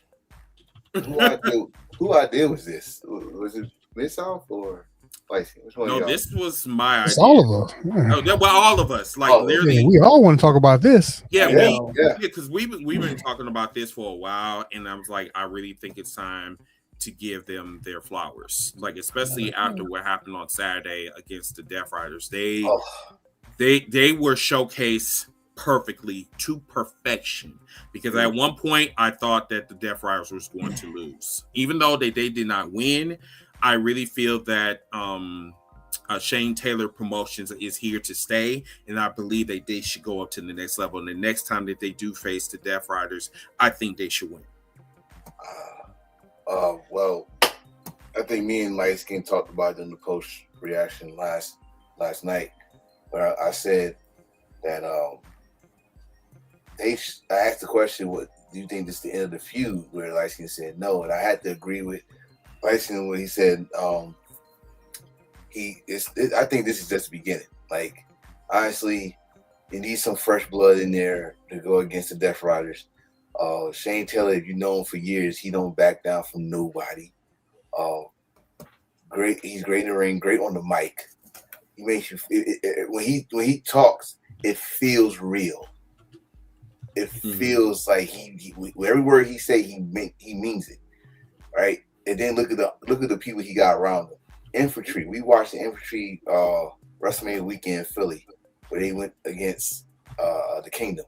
They came a long way to what they are now. Probably one of the best charisma tag teams in AEW, right? That's underrated right now. Then you got the best pure champion in Ring of Honor history in Lee Moriarty. We're probably up there in the conversation of one of the best technical wrestlers in the whole entire business of the wrestling business, right? So, and not to mention Trish Adora. I loved her ever since I first seen her, and she's getting better. What they did last night, possibly if you wasn't a fan of this or you didn't know who they was, you know who the fuck they are now. I mean to put the F word in there. You know who the fuck they are now. Pay attention. Enjoy the ride, because this is not going to be the last time you see STP. Hell, they might even add another member. Just never know. But right now, what John Moxley and the Death Riders did was put them on the map. In AEW anyway. So I like what I'm seeing. I definitely like what I'm seeing. If you guys notice, like, this rivalry that they have with the Death Riders and Shane Taylor Promotions, it kind of put a pause on the rivalry of the Death Riders and Brian Callis family, which I believe is something that we definitely needed, you know, to go ahead and promote these young brothers that we see right here. You know, I said it last night in our reaction live, but I don't think this is done, because of the fact that Shane Taylor Promotions did not win. And they honestly, they didn't need the win. They just needed to be showcased and seemed as a viable threat to the Death Riders. And that's what was done last night on Collision. They are a threat to the Death Riders. Shane Taylor is a threat to Jon Moxley and that Continental Championship, no matter what you think. Like, yes, Shane Taylor lost that match against Moxley, but the way that they ended that match, he still left Moxley laying and then left multiple Death Riders laying. So I don't think this feud is over, not by a long shot. So I'm going to repeat part of what I said last week. It's kind of what Light Skin was going right there, is that I don't care about them losing the match. That's fine. And the reason why I say I don't care about them losing the match is because what happens immediately after the match, they got their comeuppance. Just like last week when they laid out Wheeler Yuta, they got their comeuppance. During this match, which is my main point, they got their stuff off. Mm-hmm. That was the most important thing to me. This match wasn't just a beat up the Death Riders for 5 minutes, Death Riders come back and win. No. This match, I mean, like Chris said, I almost thought they were going to win. Or Enforcer actually said that. I thought that Shane Taylor Promotions I was fooled. I was tricked. It looked like for a minute there they were going to win. And then all of a sudden they started doing their whole cool running into the person in the corner thing and ended up winning the match. But literally anything they could think of, they threw into this match to not only get over Marina Shafir, because she really got over with that glass tack spot, but every other member of STP, Shane Taylor Promotions, the infantry, Lee Mariotti, I can't even say his name right now. Lee Mariotti, the infantry, Shane Taylor, Christina XO, and even Trisha Dora. Every single one of them did something in the match to further their feud or further this feud, but also put themselves over in other arenas, which is in this case Ring of Honor, because they're not finishing Ring of Honor either. They still need to win those Ring of Honor. The infantry have yet to capture the Ring of Honor World Tag Team titles, and I still want that to happen. The only title they had was 6-man title, and they were a host of the show for a year. So this feud is far from being done, but I also want to see them go after other people as well. So eventually when they wrap this up, which I'm not saying I want it to be wrapped up, because right now I'm loving every moment of it, but eventually they're going to have to do something else. What I don't want, I do want the infantry to go back to Ring of Honor and come back to AEW, go back and forth. I just don't want them to disappear and this just be a summer thing, because they too over right now. I mean, it's compelling TV. And the numbers prove it, because Collision's ratings have been up since they've been on there. Okay, cool. The only thing that I'm going to say, I talked to Shane this evening, and I told him that like he needs to understand that you really got our attention. My surprise was I was going to bring him on the show. Unfortunately, he had a death in the family, so he's currently in Cleveland right now. So he's dealing with that. Yeah. So, but yeah, that was going to be my surprise to you guys. Was going to bring him on the show. But other than that, what's up? Can I get some love to Carly Bravo, man? Because, bro, I remember years ago, I want to say maybe year 2 on AEW Dark. He was on AEW Dark taking quick pins from almost everybody. I did not see AEW signee when it came to Carly Bravo. And it wasn't because I didn't think he was talented. It's because, I mean, let's be honest, he was on AEW Dark. He was there to put over other wrestlers.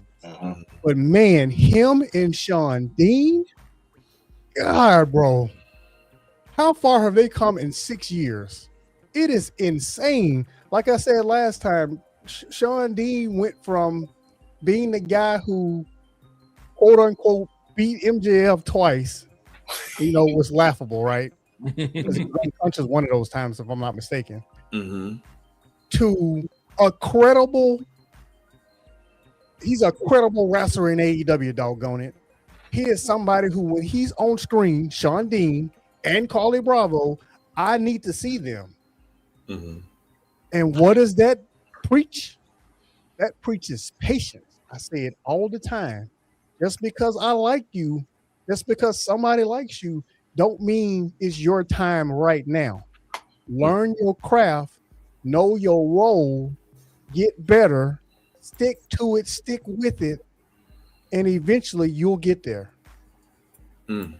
And Sean Dean is, man, him and Carly Bravo together, bro. I need them to win those Ring of Honor tag team titles. It has to happen.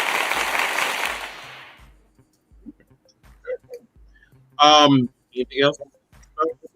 I'm good. Bring up? No. Okay. All right. So that concludes our show, everybody. So what we're gonna do is we're gonna do final thoughts. Thank you once again, everybody. Thank you so much for subscribing. First of all, just throw down them likes, everybody. And I also would like to report we have hit 950. We are 50 subscribers away from 1K, everybody. I appreciate y'all. Thank y'all so much for coming on here. But yeah, let's go with final thoughts. And let me just give me 1 second. Let's see. Daydreaming. Love that. Love that shit. All right. Who would like to go first? I'll go first. All right. Cool.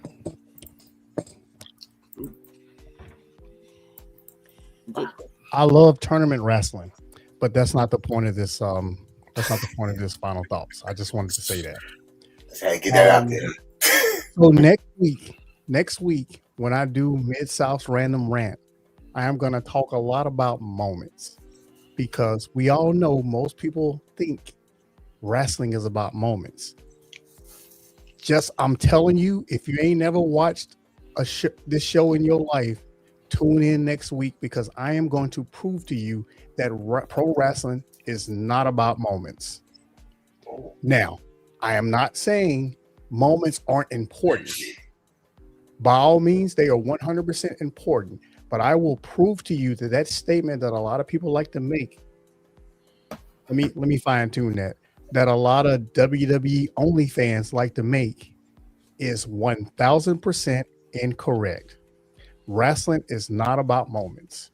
Wrestling is about wrestling. That is why the word wrestling is in the title of every wrestling promotion that has ever existed, including your favorite wrestling promotion. Go look at any wrestling promotion's name. Now, sure, there may be one or two that doesn't have it in there, but for the most part, 99.9% of the time, every wrestling organization's initials has the word wrestling in it somewhere. I will land my plane with that, and I'm just teasing it. Look forward to watching that segment next week. I will prove to you that moments in wrestling are not as important as you think. Cool beans. All right, let's go to Enforcer. Got two things. One, of course, wrestling, and the other, I'm gonna get this out the way because I'm wearing the shit. Congratulations to you, Nick. Are you really? I did not know that. It was so blue. Oh my god. Dude. I need them all flavor. Oh, listen. I am not a Nick fan by all means. But my mama. Why you wearing it then? Let me finish my damn statement. Sorry. Get it off. Sorry. Damn. Everybody in New York became a Nick fan when they won. That's why I'm making that statement very clear. I am not. I'm not one of these phony fans that all of a sudden like them because they won the championship. But my mama, God rest her soul, was a diehard Nick fan. And for y'all to win, I got emotional because she would have loved it. She would have been freaking calling me and talking about how she'd be up here and all this stuff. But I am going to celebrate the victory for her, and that's about it. So congratulations to y'all after 53 years of winning the NBA championship. Now, get that out the way. Wrestling. My brothers up here said it best. If you're into wrestling, you got other promotions to watch. If you're into sports entertainment, if you're into melodrama or action movies and then wrestling, WWE is for you. What I don't like is wrestling companies that are wrestling companies trying to duplicate WWE. That's not your identity. That is not why your fan base is with you. Your fan base is with you because of what you brought to the table and their loyalty. They do not like that you are trying to be something else, something that you are not. I'm not going to say what companies I'm talking about because it's more than one. But if you are a wrestling company and your fan base is with you from thick and thin of what you brought to the table and you added more followers to your call, stick to what you want to do that. As I probably just said earlier, patience is a virtue. We'll get to where you need to be. But trying to copy what Dirty done, you're going to tell me that you got some skeletons in your closet that need to be investigated. So, I had a good weekend of wrestling. We'll have another good, probably good week. We adding more content to the YouTube page. We're doing post reaction shows to Dynamite and Collision. We're gonna add some more clips. We're gonna get involved. We're gonna get those 50 other subscribers on here to get to 1K. By any means, if you got any friends that need something to look at that's real, bring them to us. Let them check out our library, and they can watch us live every Sunday. Until then, we all will keep working hard to get 50K, this 50 subscribers to get to 1K, and build from there. Yeah, I'm done. I enjoy wrestling. That's all I gotta say. Cool. All right, let's go ahead. Couple things I want to say before we end the night. Number one, Josh Hokett, you a bitch. And don't you ever open your mouth about another black woman, in particular Michelle Obama.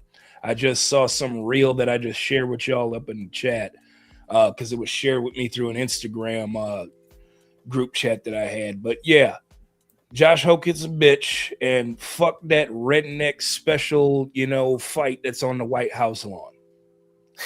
That's all I'm going to say about that. Number two, I love the summer because it provides me with some of the greatest tournaments that happen. The G1, the N1 from Noah, as well as the 5-Star Grand Prix and the Dreamstar Grand Prix. All of these wonderful tournaments that have like that FIFA World Cup vibe to it. And I'm not even a soccer fan, but it makes me that interested in them because of the style that they have.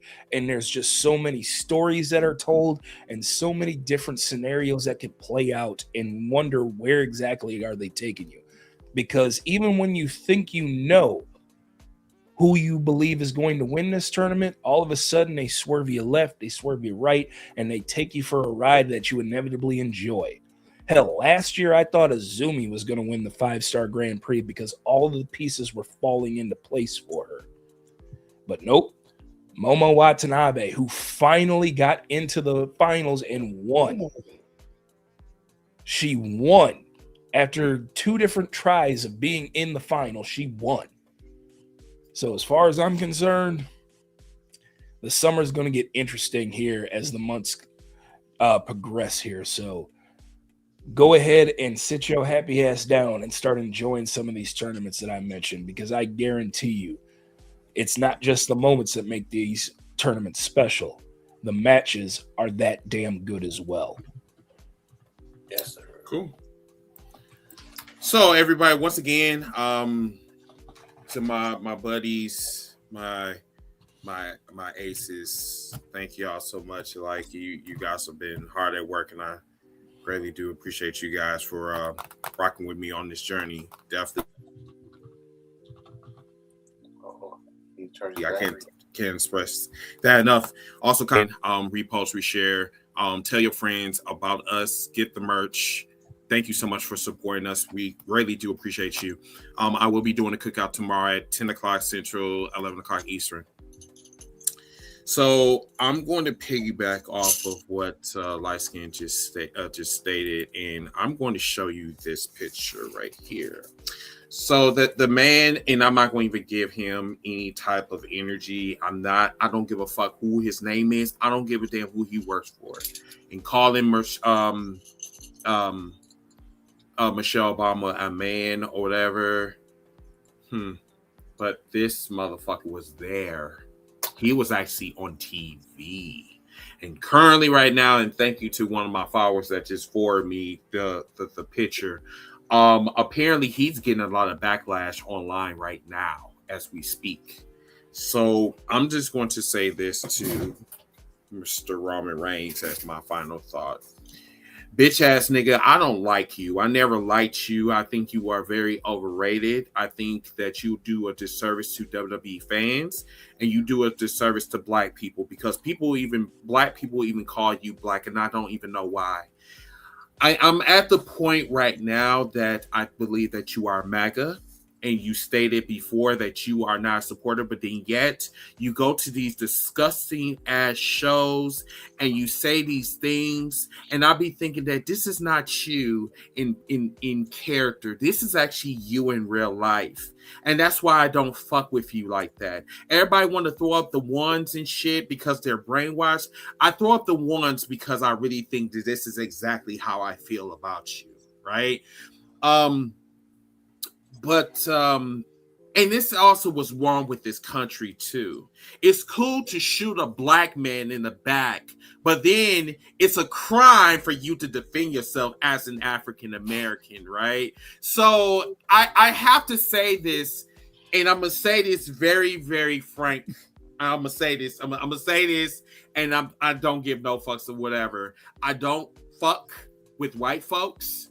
I don't fuck with y'all because, number one, I've seen too much in the last 2 weeks, and I am literally at I'm at my breaking point right now, which people want to say, oh, Chris, you shouldn't say that. This is my motherfucking platform. I'm going to say where the fuck I want to say, because you motherfuckers has been saying so much for the past like 500 years. Y'all have been literally telling us that you don't give a fuck about black people. You treat us as animals. And now you got a fucking meme that's going around toward a kid that's fucking innocent. He literally defended himself against 5 white motherfuckers that was trying to do bodily harm to him. And now he's in prison for 35 fucking years. And now y'all going around and calling him a watermelon felon. So now you want, and then you look at me, and then you say, oh, you're angry. You goddamn right, I'm angry, because guess what? You saying that shit in person, but you wouldn't, no, excuse me. You're saying that shit online, but you would never say that shit to a nigga like me in person, because you know what time it is. See, I wasn't going to say that shit, but then when I seen this Roman Reigns bullshit, it pissed me off. It just threw me over the edge. I just said, you know what? I'm not done with Roman Reigns. I promise you I'm not. I will be making another clip. And I will put out Roman Reigns, because once again, I don't give a fuck who is a fan of Roman Reigns. I can care less. But at the same time, this bitch ass motherfucker have not felt my venom. The only reason why I'm being very careful right now because of YouTube guidelines, but on TikTok, bitch ass motherfucker, I'm coming after you next. And this is not done. This is only this is part 1. Part 2 is coming up. And that's all I gotta say. With that being said, everybody, that concludes #Heels for Life. Episode 329. I'm your host, Mr. Team Bring It. That's Mr. Lightskin. That is Miss South. And that's Lightskin. And we'll be back next week for episode 330. Have a wonderful night. We'll see you guys next week. Peace. Now, let's all catch up with Joe and watch Love Island. What the fuck is Love? He's calling the fight Love Island.